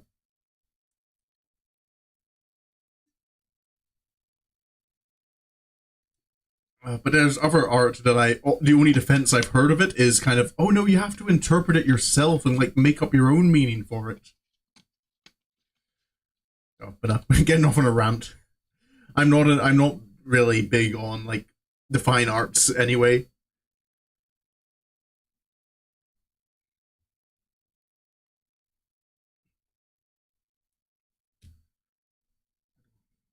The expression on her face is... what kind of expression is it? I couldn't say. Once they're done discussing whatever they had to discuss, they give one another a serious look. I feel something that goes beyond mere words transpiring there. They walk back to us. Sai looks seriously at Rin, her left hand reaching as if instinctively towards a pack of cigarettes that's lying on the table. She picks the pack up and extracts one, looks at it absent-mindedly as if only now realizing she did so, and puts it back. Finally, she locks eyes with Rin, evaluating her once more. All right, little kitten, I'm going to believe in you. I will display your paintings in here, but from what I can see, this is not enough. You don't really have a cohesive theme, and you don't have enough of the good stuff. You're going to have to work hard to actually get something that we can put on exhibit here. I know. It's a good thing my gallery is so small, no? Rin already spends pretty much every free waking moment she has painting. How is it possible to work any harder? She'd have to skip classes to do more than she already does, and how can anyone work that much? Silence falls in the gallery after my words. Sai looks at the art teacher, who is looking contemplatively at his star student. I look at all three of them, confused. It's doable. What do you mean? I mean, the school is special. The board puts great value on things such as this. I'm sure I could arrange some leave for her. It's not unprecedented by any means. I'll discuss it with her parents too, but they've been quite supportive. However, it might be a bit of a stretch to get working space for her at the school if she's not actually going to attend classes. Actually, I was thinking about this before. Do you use the place upstairs for anything? No, I don't. I haven't since back then. It's more like a landfill than an atelier now. Upstairs. I own a small atelier apartment on the top floor of this building, but it hasn't been in use for... goodness, it's been so long, hasn't it? Her eyes leap to Nomiya, who has a strange, muted expression on his face. Indeed. Do you think... Even Nomiya in all his brashness has trouble coming straight out of the question. Sai, of course, sees through him and throws up her hands, sighing deeply. I guess I can't say no, can I? Very well, I'll lend you the use of that place as well, if needed. It's not like I really use it. Excellent! I knew I could count on you! Don't celebrate yet. It really is a mess, so don't be shocked when you first see it. However, you can use it as you see fit. Since it's an atelier, it already has easels and things like that. You'll only need your own tools and materials, and to somehow clean it up a bit. It's not habitable though, so I can't let you live there. I doubt your school or parents would allow that in any case. Okay. However, it's convenient to crash there overnight if necessary. I won't mind. Ha ha ha! Most excellent, isn't it, Tezuka? He enthusiastically pats Rin on the shoulder, laughing in relief and happiness as if all this good fortune landed on him personally. Sai smiles as well, perhaps more amused by the old teacher's glee than anything else. Oh dear, Shinichi, this really is like back then. Are you sure we all haven't bitten off more than we can chew? She looks at Rin, who seems to be oddly subdued despite all this. I hope it will be worth it, kitten.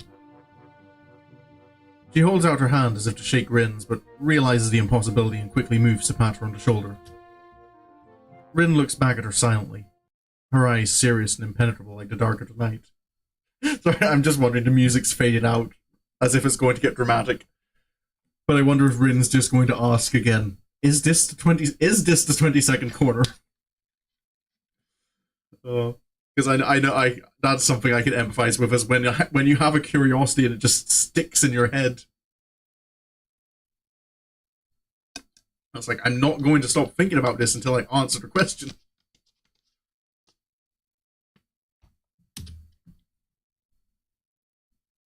Oh no, we're just fading out. Never mind.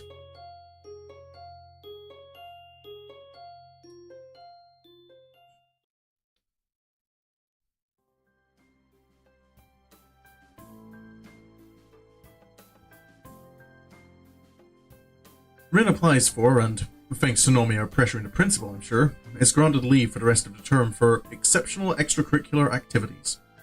She has to make up for it during summer vacation, but it seems she doesn't mind. Rin will still be able to eat and sleep at school, of course. She just doesn't have to go to classes. I'm not entirely sure if I envy her or not. I try to answer my questions. And I do appreciate it, dear. I know I do sometimes just come out randomly with things and I'm like, hey, can I ask you something? It all makes me feel anxious somehow. It's the last day of school for Rin. I feel like I should send her off with a word of encouragement, or at least say something. It was sort of due to my influence that she decided to dive headfirst into this after all. My class ends a good 20 minutes early, so I walk down to the lobby and buy a can of juice, then sit down on a bench and wait for Rin. I pull out a novel from my bag and search for the place where I was. Time stretches comfortably over the warm afternoon while I idly sip my orange juice and read a few chapters of the book. The plot doesn't seem to advance at all, but it's all the same for me. The bell rings to end the school day and students shuffle to club meetings or outside. Nobody notices me, sitting on the bench with my nose in the novel. I keep watch for Rin, but I don't see her familiar face or red-tinted hair passing by. I check my watch 20 minutes past the end of class, when the lobby has all but emptied of people again. Even Rin should have already managed to get out of class, but either I missed her walking by, or she never came downstairs. Did she just go straight to the art room, maybe? Perhaps she went to the art club room for some last-minute things instead, or got held back by her strict homeroom teacher. I haven't really waited that long, but having grown tired of it already, I decide to go find her myself. I stuff my book back in the bag and throw the now empty juice can in the trash bin, then climb upstairs. The hallway is eerily quiet, as there are no clubs apart from the art room nearby. I check there first, but not even the teacher is in. Coming back towards the stairwell, I quietly knock on the door of 3-4 and push the door open to peek in. Yellow sunbeams cross the classroom, falling across the floor. The dust and chalk floating slowly in the air make the light almost palpable. The entire room bathes in the gentle light shining through the windows, washing the shadows away. Only one person is inside the classroom. Oh, there she is. Rin sits in what I assume is her seat, next to the window in the third row. Her head rests against the desk. I wonder if she slept through it all. Apparently not even Emmy had the heart, or maybe the capability, to wake her up. I close the door quietly, walking past the neat, even rows of desks. I go over to where she sits. Rin? My mouth is suddenly so dry that the word comes out as a tiny whisper.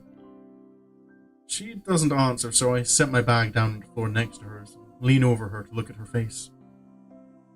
Rin's eyes are peacefully closed, the long eyelashes projecting thin shadows onto her cheeks.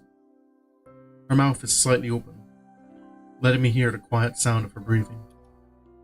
Her usually messy hair is even more so today, lying in complete disarray over half of her face and forehead. Her bag is lying at her feet like a forgotten rag doll.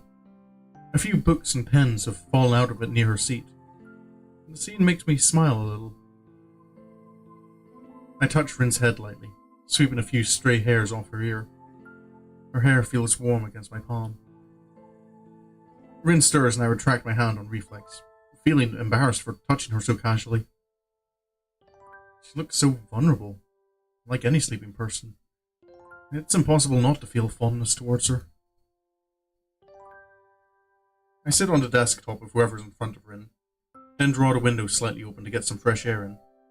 Hopefully it will wake her up and I won't need to resort to cruder methods. Oh, she doesn't wake up, but I didn't really expect her to. Looking at her makes me feel tired as well. To be honest, I wouldn't mind a quick nap either, but I content myself with leaning against the large window.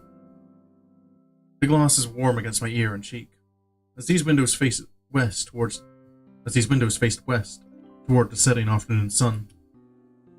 That afternoon light is slowly melting into Rin's auburn hair, softening her outline so that she seems to be fading into her surroundings.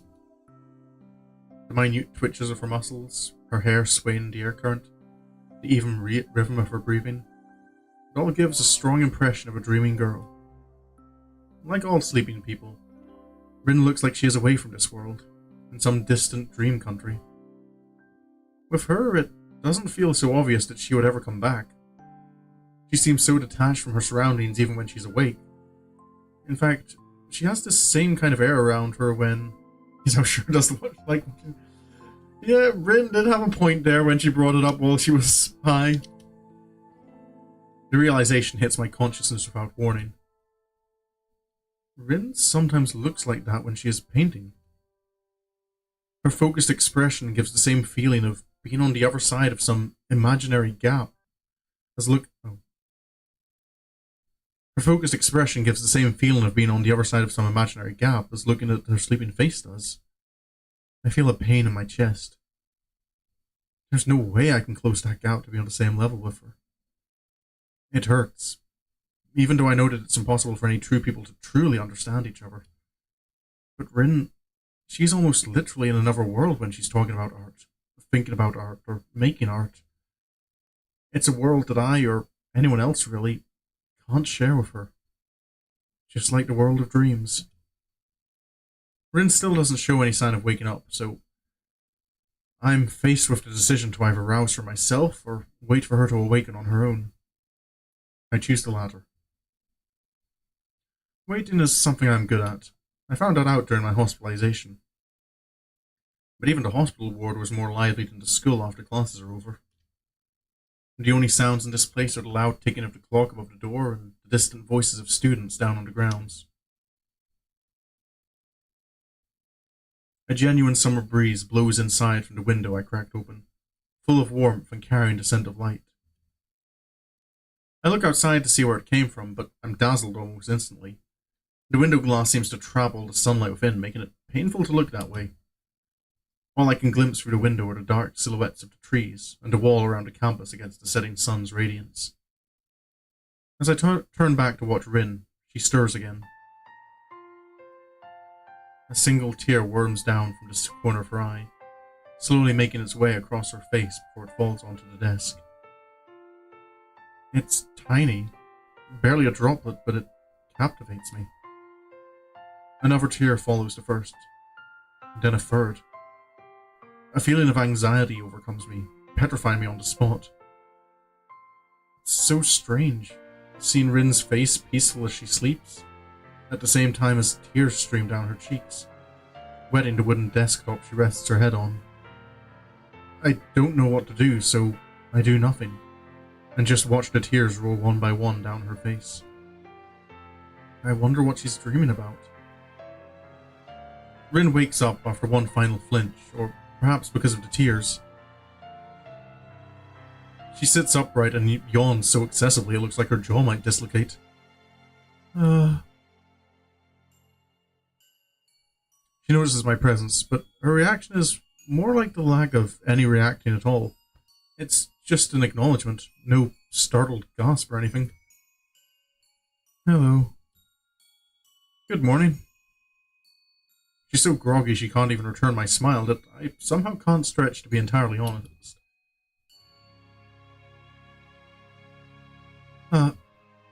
Rin notices her wet cheeks and quickly wipes them on the shoulders of her shirt. It seems she isn't at all surprised or flustered by them. You cried in your sleep. A bad dream? No, it's nothing like that. It's something I've learned to do. From other people. It's a funny story. I'll tell you later. On second thought, not really that funny at all. I guess I won't tell you. Did you want something, or did you just come watch me sleep? I wanted to see you after classes. Oh, well, it's after classes now, and I'm seeing you right here. Yeah, I just wanted to say good luck or something. I figured the upcoming weeks are going to be a lot of work for you. Thanks. Rin yawns again and blinks a few times. I feel weird. Didn't really sleep much last night at all. Butterflies in your stomach? What? No. I mean, yes, I know what that means. Butterflies. Don't really feel so good now. It'll be fine. You're so confident. Someday I will bite you in the ear. I'll look forward to it. I think I have to go. I promised Mrs. Sionji that I'd go there straight after school, and now is after school. Is she a Mrs.? Or is Rin just assuming that? Is it okay if I come by sometime? I'm guessing you're planning to work long hours, so if you'd prefer to avoid distractions... Oh boy. It's okay. It's not a distraction. Not like Emmy. Don't bring her with you, though. I wouldn't like that this time. I told her to stay away. I wonder how Emmy took that. I see. Alright then. Rin stands up and silently walks to the door with me following behind. The school's empty hallways, devoid of the usual crowd of students, feel very lonely. It's only a few hours since school ended, but the building seems to be all but deserted. Our footsteps are all that intrudes upon the stillness of the hallways. The change is sudden, but it shows how the building is just an empty shell, dead without its students and teachers to liven it up. It's like the school has become a private world for just the two of us, a desolate place full of silence and chalk dust.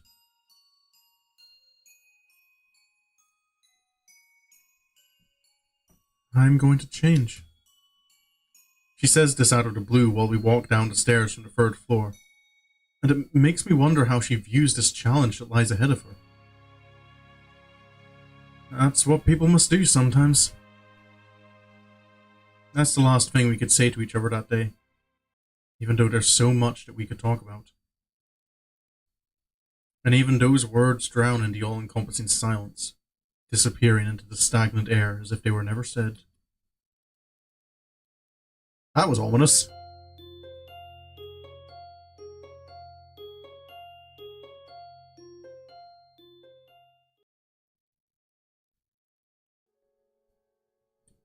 The next Monday is marked by a strange emptiness that grips me, caused by the knowledge that I won't be able to see Rin whenever I want to anymore. This hollow feeling's a little bit disconcerting, but I make it to the afternoon all the same. My last class is, in a word, terrible. It's not that the lesson is that bad. It is, however, boring, and it's so hot in the classroom that I feel like I'm melting. The air conditioning is either broken or turned off, so the windows are open. It makes no difference, since the air outside is completely still. Only the chirping of cicadas carries inside. The sweltering heat permeates the room. Students and teachers alike are in an almost delirious state.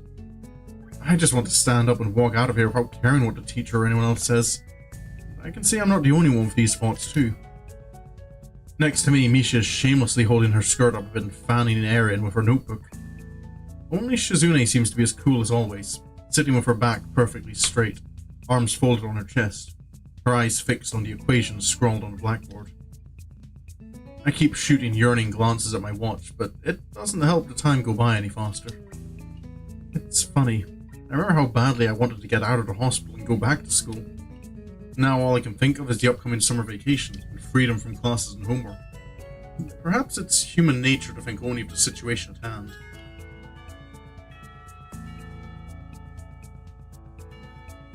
Finally, the bell rings. Relieved, my classmates and I burst out into the hallway, already crowded by students from our neighbouring classes. I spot Emmy's diminutive figure nearby and walk up to her. Hey there. She smiles sweetly, clearly happy to see me. Isao, what's up? Is your classroom super hot too? Yeah, it is. I thought I was going to melt in there. Nothing else is really happening though. Feeling a bit weird now that Rin's on her great adventure, or whatever you want to call it. Emmy's face cracks in a wider smile and she jumps up and down enthusiastically. Isn't it great? I'm so happy for her. I bet everyone will like her paintings and she'll sell a lot of them and make piles of money. Yeah, I'm sure it'll work out great. I'm totally sulking at her though. She huffs angrily and places her hands firmly on her hips, even letting a little anger seep into her voice. It doesn't quite have the impact she's probably hoping for, but I say nothing. Was it one of those she's trying to sound angry but just ends up sounding cute? Why is that? She said that she doesn't want me to go see her. Oh, yeah, she mentioned that. I guess she prefers to not be distracted. I can understand that. I don't think I'm that much of a distraction. Besides, I'm sure she'll forget about sleeping and eating properly if someone's not there telling her to do it. Sometimes she's like that. It's completely fixated on whatever and drops everything else. It really makes me worried, you know. Is she going to be alright? Such friendship. I wonder if she thinks I'm annoying. I'm pretty sure that's not the case at all. Emmy shakes her head, looking amused. I'm not sure if she's joking or not. She has these weird ideas about a lot of stuff. Things just make sense to her in a totally different way than they do to me. I can't even remember all the weird stuff she's talked about over all this time. I don't think Rin does either, really. She's the type who would forget her own head if it wasn't attached to her shoulders. That's why I just can't leave her alone. Is that weird?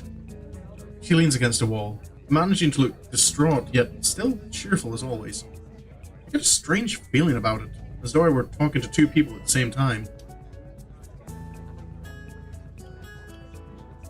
How would I know? Everyone's weird in some way, but if that's yours, it's a very nice way. At least I can understand what you're talking about. Unlike Rin. Most of the time, I have no idea what's going on inside her head either. Emmy giggles, nodding in agreement. I think it's okay, even if you don't understand her. That's how she usually is. Emmy stands up straighter, brushing the hem of her skirt and straightening the waistline. She laughs awkwardly. We ended up talking pretty seriously. What's up with you, Hisao? Why'd you bring this up? Oh, sorry. I didn't really mean to get into this sort of discussion either. I don't know. I've had this weird feeling lately about Rin. I don't know why. I feel a bit guilty bringing up something like this for no reason except my own anxiety.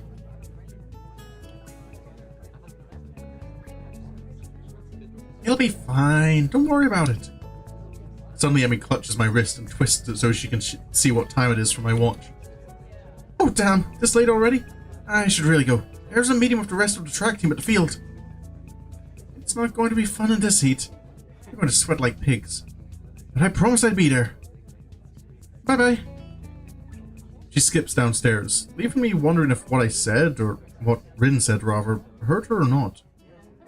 Maybe what Emmy herself said hurt her the most, come to that. So in the end, even the person closest to Rin is just as far apart from her as everyone else. I wonder if Rin herself ever feels that distance. I felt like I was drifting away from the world too during my hospitalization. I felt anxious and depressed, and even now I sometimes still do. But I fight against it with all I've got. If Rin has been on that side of the divide for her whole life, I can't imagine how she could not be lonely. Or perhaps she's truly different. Oh wait, that was another thought I had off stream. I had kind of like the wonder that uh, just thinking like what happened with Rin, and I'm kind of wondering if she was just born without arms. You know, because I'm trying.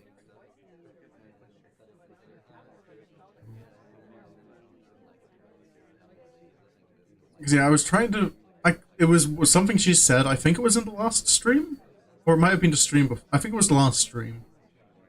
Like when Hisao and her had that conversation about being disabled, and like Rin seemed to be talking as if kind of like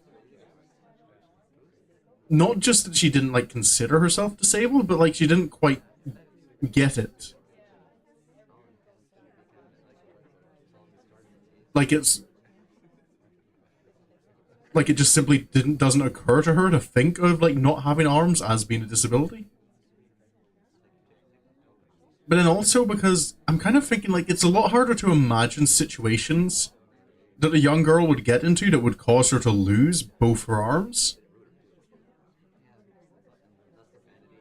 Like I can kind of legs are something I can more like understand, because when you think of someone like standing up, if you like anything hits you at like in a line, your legs can be damaged easily together.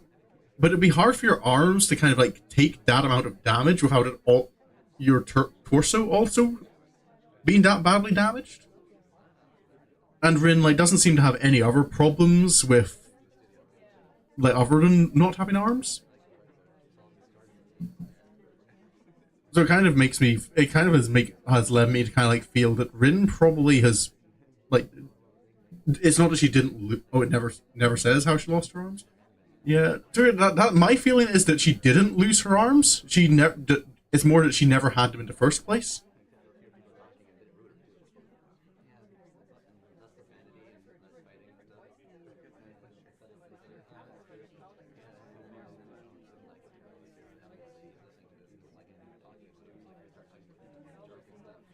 Or like something like that she. Yeah, she might have just been born that way. Yeah, that's kind of what I like. Just the feeling I've been getting. Her arms are tangential to the root anyway. Yeah, yeah. Definitely compared to Emmy, like Rin just seems to like just almost ignore the fact she doesn't have arms. It's just kind of like that's her.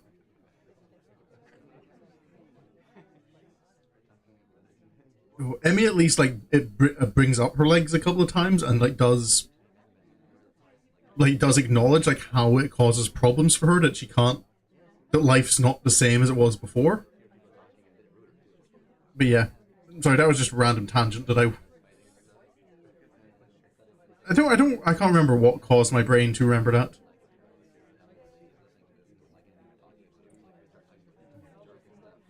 I refuse to belong to that other place, but maybe she's found comfort there. Interesting, this is the one route where the obvious disability isn't actually a problem. Okay. I'm quite curious to see how the other ones go out.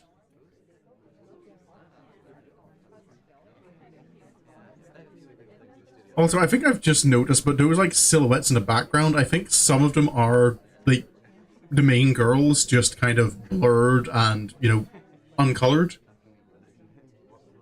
But yeah, I'm another distraction. Like Emmy, I have a club meeting of my own, so I head straight to the art club room at the end of the hallway. Only a few members are present today, so the mood's even more laid back than usual.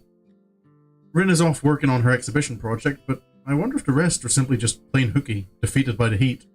I mean, I can understand that. I am not a fan of the heat, especially when you don't have functioning air conditioning. I half-assedly sketch something with a piece of graphite, but do a poor job of it. My fingertips are turning pitch black from holding the graphite and smudging it onto paper, accidentally and on purpose. I've improved a little, but Rin's level is still far beyond my reach.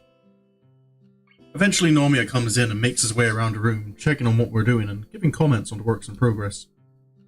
He stomps behind me and bends closer to look at my poor sketch.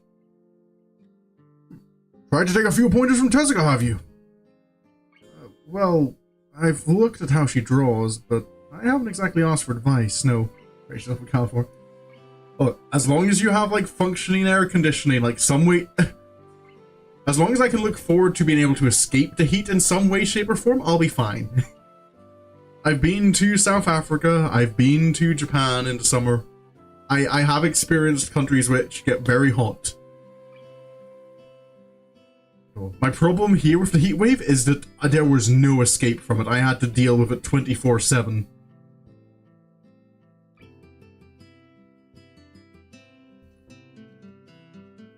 Let's see here. He casually picks up the piece of graphite from my hand and lightly draws some faint, barely visible lines over my sketch to illustrate places that need improvement. I already feel frustrated about not seeing the obvious flaws before, but with a couple of careless-seeming flicks of the wrist, Nomiya has made them plain as day. Straightening up, he throws a sideways glance at the seat where Rin usually sits. Oh, such a nostalgic feeling. Almost like a bird flying from the nest. I'll miss Tezuka when she graduates. It begins from here, you know. Nearly makes my eyes a little misty. Do you really think she has a chance to make her big break with the exhibition? Nomiya turns... Okay, is that supposed to... Sorry, I feel like it's a spelling error. Or a grammar error. Nomiya turns to look up from my sketch, adjusting his glasses. He rubs his chin, looking contemplative. Why not? It's not like she's going to be an overnight smash hit or anything, but getting the word out there is very important. Connections are pure gold. Maybe the most important thing to gain if she is to become an artist. Word of mouth is very powerful in these circles. She has some advantages, like her young age and technique. You know, the feat. People will be naturally curious about extraordinary things like that. He then turns and looks up. Yeah, that's... Yeah, it just kind of like stumbled me for a bit because I was trying to just trying to read it as I read it. His words have an unpleasant ring to them. Isn't that just exploiting her disability to make her more popular? It sounds fishy. Ah, no, it's not like that at all. Think of it from another perspective, like an artist. Would you rather have Tezuka hide herself completely from public view? As if her condition were something shameful?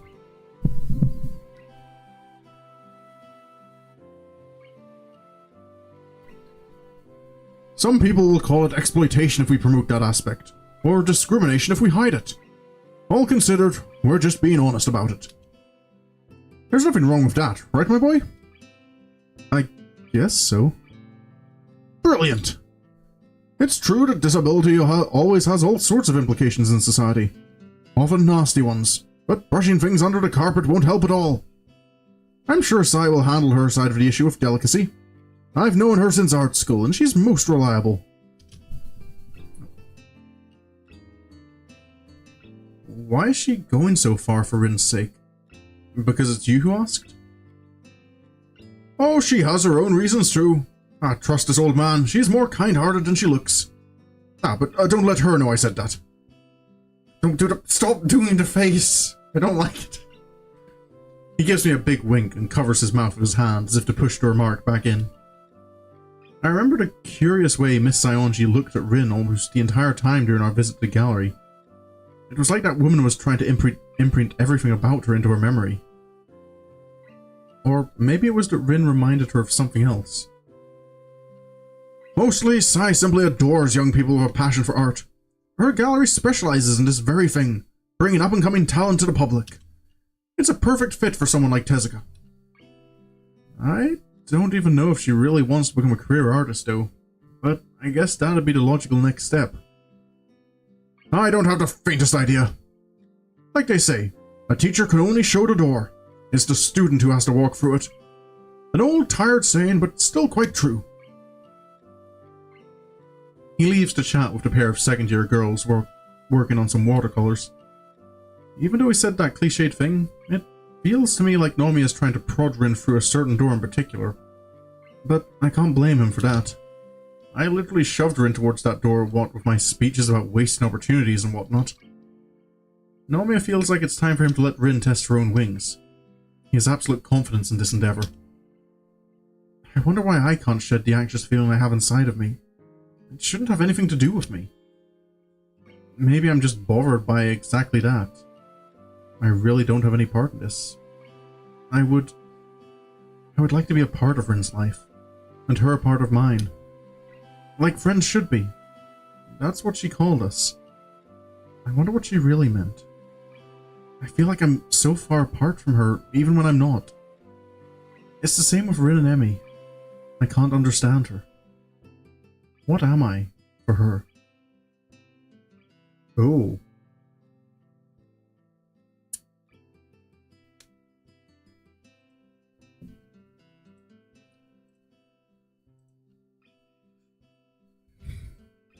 Why can you not do both?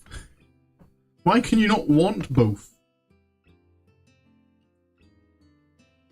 What is the implication of the difference here? Because you could support her by understanding her, and by understanding her, you could support her. Why? These ideas are too... What is the what is the nuance?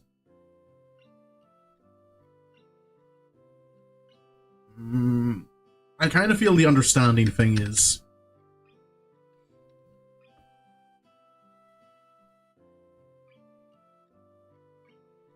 only because, like, understanding feels like it's slightly more meaningful than support. Like, support feels like it could possibly have the connotation more of, I just want to... But I suppose understanding is kind of also passive.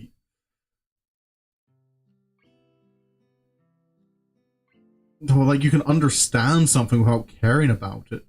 I don't know. These choices are too similar. They don't feel like choices. But I know it's a choice.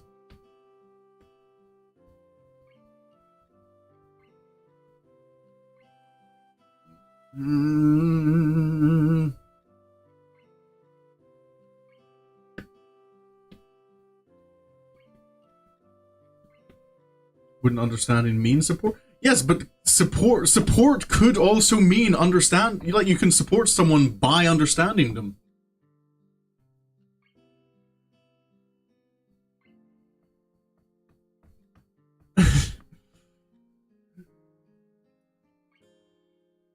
Yeah. But to be fair, the last choice I struggled with was more painful because it was, I didn't like, I equally disliked all the responses. It's more which do you prioritize. Yeah, but that's the thing is, like, in my mind, these concepts, like, are so close together. I don't really understand what the difference is. You can send money to a charity just because. Yeah, but you can also but you can also have understanding without support. Like, you can understand a charity, you can really empathize with their goals, but you can still go, nah, I can't, I'm not going to give you money. Like, for whatever reason, like, maybe it's simply you can't afford to, or... that's the kind of thoughts going on in my head. Because understanding doesn't necessarily lead to support. This is what's more important to Rin, not what you think is most important. But that requires understanding Rin to know what. No. Okay. But okay. I do. That did bring something though. It brought me back to Rin's previous conversation. I think, like, she already sees that she has Emmy for support. So I feel the understanding is maybe more important to her. I was kind of leaning toward... I was kind of leaning towards understanding, just because the word understanding has kind of been drilled into the ground in this route. Like, we hardly go... Like, every scene, I feel, has brought up something about not understanding Rin. Rin is not understood.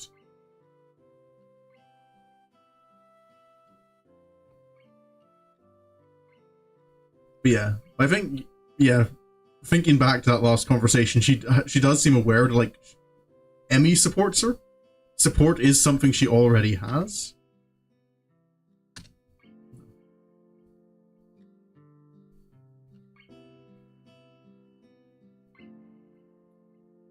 In the end, even though we made friends with each other, I don't really feel that we've gotten any closer.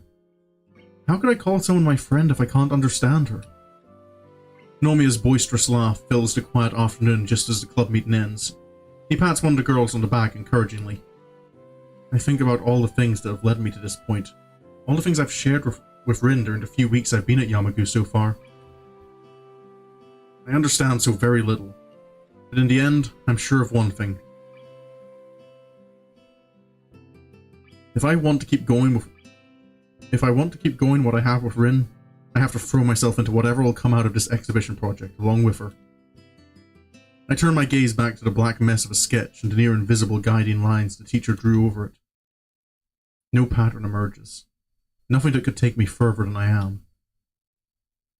I put the graphite down on the table and think hard and honestly about what I really want. Nope. I thought we were going to have an inner dialogue for a moment. Never mind. Oh. The next day, I take the bus into the city. It goes twice an hour, starting in the morning, passing by the front gate of Yamaku at 20 minutes past and 10 to the hour. The ride takes considerably longer than the one Nomiya gave us in his car. I slowly read a book as the bus makes its rounds through the suburbs, pausing at almost every stop to pick up someone or let them out. Eventually, we make it to the last stop at the city centre. The city is fair-sized, but not too large, and seems too quiet. Nevertheless, I enjoy the atmosphere. Despite being slightly directionally challenged, I find my way from the bus station to the gallery without too much effort, and soon I find myself staring at the big letters saying 22nd corner. Inside, the gallery owner is intently studying a large painting hanging on the wall, a portrait of an old man. Good afternoon. She turns around to look at me, and a smile of recognition spreads on her lips. Oh, aren't you the young man from the other day? Shinichi's student. Hisao, was it? That's right. Good afternoon, Mrs. Sionji. Please, just sigh. I don't want to feel any older than I am. You know, I'm so glad that even young people show interest in art nowadays. It's so refreshing. What brings you here?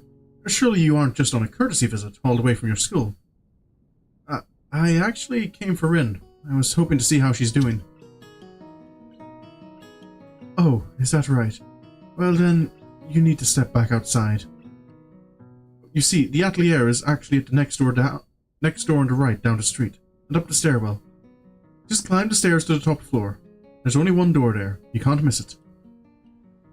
I give Sai my thanks, exit the gallery, and locate the door she was talking about. It leads to a dark stairwell, which reminds me of the stairs leading to the roof of the school building. Quite possibly because I feel this is the same picture, just with the colours adjusted. The stairs are steep, and even though it's only 5 floors, my breathing gets heavy before I reach the top. An unassuming wooden door waits for me there. It's unlocked, so I knock and enter. The atelier is really just one big room, with the ceiling lower at one end and the other because the roof of the building is gabled. There's a huge skylight in the ceiling that acts as the main source of light for the room, bringing in sunlight that reflects off of the white painted walls. I suppose it's good to use natural light for art. There isn't much in the way of interior decoration. No surprise since the room seems to have been used as storage for a while. So natural light is like variably good for art, I think. The thing with using natural light, like the sun, is... And to be fair, this is going off of, like, filming, is that the sun moves. So if you're, like, trying to... I imagine if you're trying to paint something, like, unless you're really quick at it, like, you're going, like, the shadows and the lighting is going to change over your time as you're, like, watching your subject. But I suppose Rin's... That doesn't really affect Rin anyway. Her paintings seem to be based on what she sees in her own head. All kinds of boxes and office furniture are scattered around the place. The room is dusty since it's not been in use for a while. I can see that someone has made some effort to clean up a little, but it's far from immaculate. Rin stands in the middle of the room with her back to me, staring at a half-painted canvas placed on an easel. Not working on it, just staring, unmoving. She wears what must be second or third-hand denim overalls over the standard school uniform shirt, much like the one I'm wearing. They look pretty worn and are covered in paint splatters. And from the way they seem to be loose or tight in places, I'm guessing they weren't originally Rin's. Hi. Hello. Rin doesn't judge my showing up as worthy of turning around, saying maybe something more than a... Well, saying maybe something more... Oh, right, okay, this is a list. This is a list, that's what's going on. Rin doesn't judge my showing up as worthy of turning around, saying maybe something more than just a mechanical reply to my greeting, smiling, anything. She keeps on doing whatever it is she's doing. Probably some weird creative thing inside her head. Maybe she just likes baggy clothes. Well, maybe, but it said it was like, didn't it say it was like tight in certain places as well? What did it say about it? Oh wait, that's the wrong button. Yeah, loose or tight in places. Like it's not just that it's baggy, it's like ill-fitting. Perhaps I should have expected as much. Still, I make another attempt at conversation. This is a pretty cool place. Big, too. It is. Sai said I can use it as much as I like. I even have my own key. So, how's the work going? She doesn't answer for a while. I begin to wonder if she's already forgotten the question. As a cloud drifts over the building, shadowing the light pouring in from the skylight, the change in Rin's surroundings seems to wake her up. She doesn't have arms, she'd have to put them on. Your legs only? Yeah, I do suppose that. But I think, didn't, like, Emmy mention in her own route that she helps Rin sometimes with getting dressed?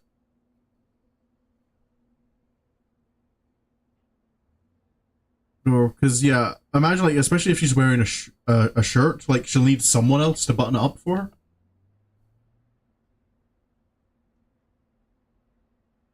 Because, no, I think no matter how dexterous you are with your feet, it is very hard to, like, bring your feet to your chest to interact that way. Unless you're, like, exceptionally flexible. I don't know. It's like a huge ball. I don't really know which side is the right one. It's really huge. It's the hugest thing ever. Like a mountain growing inside of me. Like I swallowed a mountain whole. It's going to be hard, I think. Really very hard. I try to listen for undercurrents of stress or uncertainty in her voice, but I don't pick up anything like that. Why are you here? Her tone is not as unkind as the directness of the question would make it seem. Well, you said that it'd be fine if I came to visit, so here I am. I guess it's not for any real reason, but I thought you might like company or assistance or maybe some... Peace out. Can you be quiet for about 15 minutes? Maybe 10 is enough. 5 definitely is not. You can talk afterwards. Her tone is sharp, nothing like I've ever heard from her before. There is no command, no annoyance, no anger, but her voice pierces me all the same. All right. With the silence that falls, anxiety creeps back into my heart. I wonder if it was a mistake to come here. Murmurs of traffic filter in from outside, and I start to feel more and more uncomfortable. All my thoughts keep finding themselves returning to certain things that have been swirling relentlessly in the back of my mind for some time now. I mean, yeah. She's clearly in the middle of thinking, so let her think. I feel like those thoughts will surface out of the tempestuous sea of my mind, whether I want it or not. Desperate to divert my focus, I fixate on Rin's back as my mind races. I don't think I've ever studied anyone's back so intently before. Her neck, hidden by copper-colored hair which is, again, in complete disarray. That relaxed yet rigid posture, reminding me that Rin's physical appearance often tends to be as awkward as her various trains of thought. Those gaunt, delicate shoulder blades, visible through the thin white fabric of her shirt. The contours of her hips, curving down to her thin thighs. It pisses me off. Rarely does she ever seem to be looking at me, whether literally or figuratively. I, on the other hand, am always watching her back, both literally and figuratively. Isao, you had just said that you wanted to try and understand her. So, be prepared to be... that she's not going to, like, think the same way you do. Whenever she is painting, whenever something catches her fluttery attention, whenever I don't forcefully make her listen to me, I can't reach through to her. Rin's heart is uncharted territory, dangerous waters, the blank areas on a map. The edge of the world? If I went too close, I wonder if I would fall off. What do I think of her? Sometimes she's aloof and distant, and it annoys me. At other times, her passion for the things she thinks worthwhile shines through, and it inspires me. What's with the darkness? I can't understand her. Still, I like her and consider her my friend. I suppose part of friendship is putting up with the oddities of the people you call friends. I have to admit, there is a lot of putting up with Rin. What does she think of me? I have no idea. Last week I thought she might have liked me romantically, what with the kiss and all. It forced me to ponder my own feelings too. This week, I am utterly confused. What would she do if I told her I liked her that way? I wonder if I really do. Damn, I can't make sense of even my own thoughts anymore. It must be contagious. Even if I said a thing like that, would it matter? Nothing affects Rin. No, things affect her. She just... not in the same way. Like, I think it was very obvious, like, from that look she had when she said she doesn't think she's had any friends. Or, like, when she's, like, confiding in you about, like, not understanding people. Like, the whole jellyfish conversation. Things affect her, just not the way you expect. Or maybe not the way Isao wants them to affect her. I'm done. I find her turned around, now staring straight at me. It unnerves me. I try to remember what we, or rather I, were talking about before she requested a timeout. Oh, right, I just came to... I don't know. You still can't finish your sentences? It's not that. Fine. She retreats from the conversation, slipping away from me once again. She doesn't return to painting, but instead keeps looking at me with that empty poker face of hers. I wanted to talk about some stuff. I've thought a lot about things. What things? Like what happened last week and so on. What happened? I get the feeling she's playing with me. Why, I have no clue. It is not a game she's playing with my head. I'm pretty sure she doesn't deliberately try to screw with people. Maybe it's just my own mind playing tricks on itself. Still, Rin feels like a puzzle in the form of a girl. I feel attracted to it, compelled to solve it. The overly rational part of my brain refusing to let me give up. That's a uncomfortable way to look at another person. like they're a problem to be solved. I can't leave her alone. I never would have believed I could be this obsessive about something. Why do I hesitate so much and keep running in circles around her? I don't have to do that. I already decided what I want to say. Rin? Saying her name with an intention like this makes my mouth dry, as if my subconscious is fighting against what I'm going to say next. I feel like I'm going to lock up any moment now. Rin looks up from her paint-covered toes and stops wriggling them, as there isn't anyone to observe them curiously now. The hard stare of her dark green eyes seems like a portent. I like you. I think this is more like a mystery that he wants to figure out. Yeah, I kind of get that, but it's still kind of...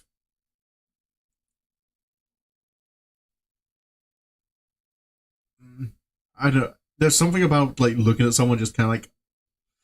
That is that kind of... Like, figuring out how someone ticks. I don't know, I think it was maybe just a wording of it, just...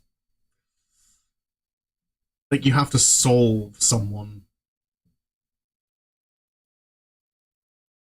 As if you'll ever get to that, like, point of, like, completion.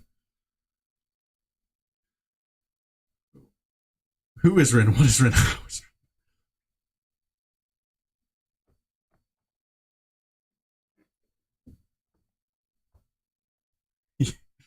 Rin? Now I've got that scene from Avengers in my head.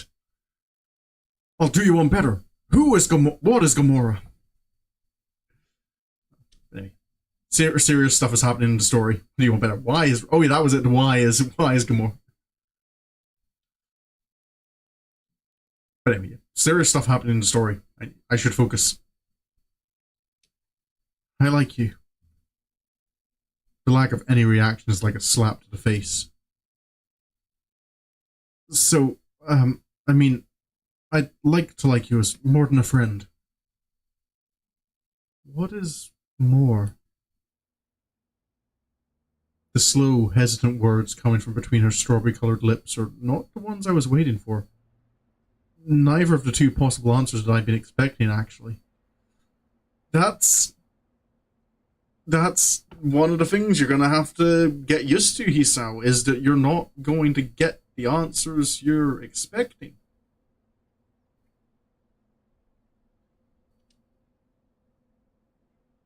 Oh. I can't even remember the situation, but I know, like, in the past, when I've confessed to someone, like, how I feel about them, that as many scenarios as I run through my head, like, I never got the response that I was thinking I would get. But yeah, I was getting sidelined, and not memories I really want to be thinking on anyway. I feel myself blushing heavily, as is par for the course in this kind of situation. My heartbeat sounds like a percussion orchestra on drugs. Rin's faux innocent inquiry feels like I'm being grilled over hot coals. You know, like, romantically and... No. Rin turns round, giving me the cold shoulder as she returns to looking at her painting. Yeah, no one said understand some of these. Yeah, that's what I feel Hisao needs to get around to figure out. She makes a move to pick up her brush, which lies forgotten on the floor, but decides against it at the last moment. I can't talk about that kind of thing now. So, don't talk about that kind of thing. Please. That is a point as well. This is maybe a bad time for Rin to, like, be trying to process stuff like that when she has the exhibition to focus on. We're friends, right? So you can do that. The silence those words leave behind is deafening. I want to say something, but my mouth refuses to move. There's no way I can retain my dignity. Rin finally picks up the brush without giving any explanation for her behavior. Maybe there was something in her voice that gave away some emotion, but I couldn't say what. Her shoulders slump melancholically as her foot works the canvas in front of her. She won't let me see her face, and I know it. Feeling the weight of my heart grow heavier, I stand up to leave, for I can't stay here any longer today. It's like I've opened some Pandora's box by stepping over some line that Rin didn't want me to cross, and she had to turn me down. I walk across the squeaky floor to the door leading to the stairwell. Rin's quiet voice stops me in my tracks as I'm about to open the door. Hisao? My hand, still on the brass doorknob, is waiting for me to turn it or to withdraw. Yeah? Will you come tomorrow? Yeah. That's out.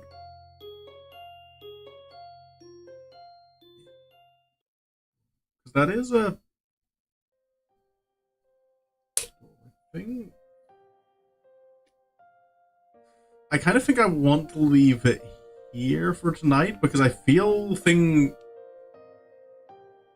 I keep going at this point, I'll want to keep going for a bit longer, and I don't want to go on too late tonight. Not when I need to be up early to catch Minnie's stream.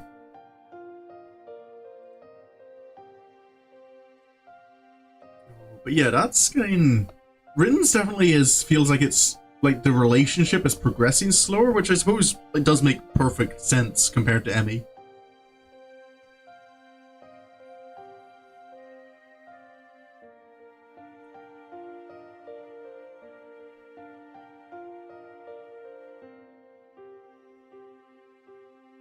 The context of Rin.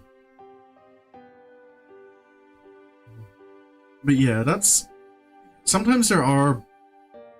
The drama is coming. Yeah, that's what I'm kind of feeling. But yeah, like sometimes... Even if someone wants a relationship, like there are sometimes like that person like is in a situation that it can't be now.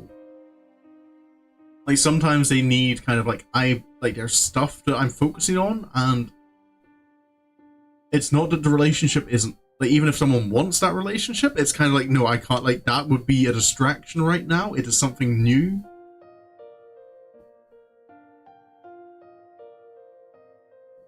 And I think particularly for Rin, who's like putting that trying to put that attention on someone else. Because yeah, she did say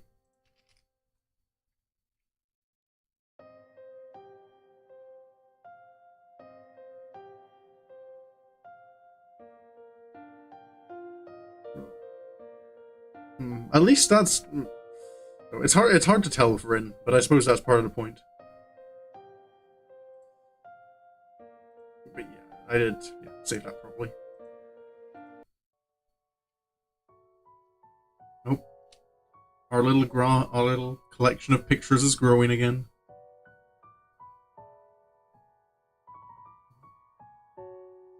I'm definitely curious to see how this continues going. Hisao is annoying me a little bit more in this one, though. Like, it just with how close he feels to kind of like understand, like Rin is difficult to understand, but then he doesn't really apply that to his own thinking. Like, he acknowledges it's going to be difficult, but doesn't understand that it's going to be difficult. He might annoy you in another one and get frustrated. Oh boy. Like, there were a couple of moments in Emmy where, like, mostly just the conversation in her house. So it's like, Hisao, you really screwed that one up.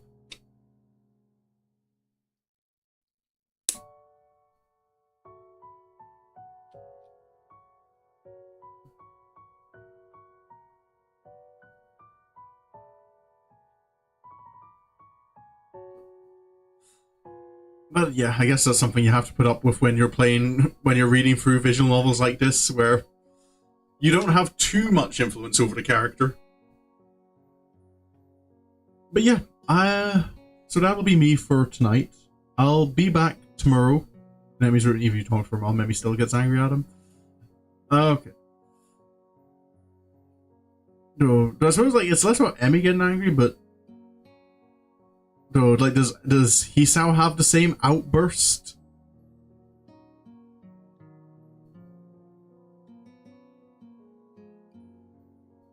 Definitely is handled a little better. Oh, okay, yeah.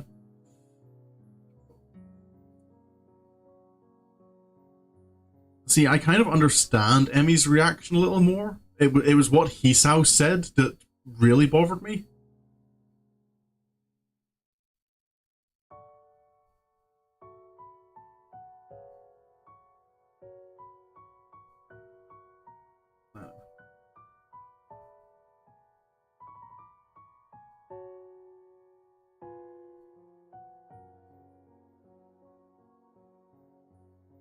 Yeah, there are just some points of conversation. Hisao just kind of like you're so close to like understanding things, but you just don't put in that extra little bit of effort. But yeah, this will be me for tonight. So tomorrow I'm back with Monster Hunter Rise, and then on Friday I'll be back with you, Money, to start our walk into light into Stormblood, where I imagine we'll be going through the fringes first. He's got vision level MC syndrome. Oh, he's genetically predisposed to cause drama.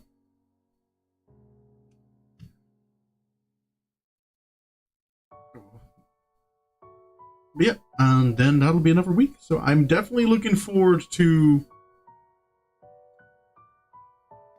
Monday again, to get to see some more of this story and the apparent drama I have to look forward to. But for now, that'll be me.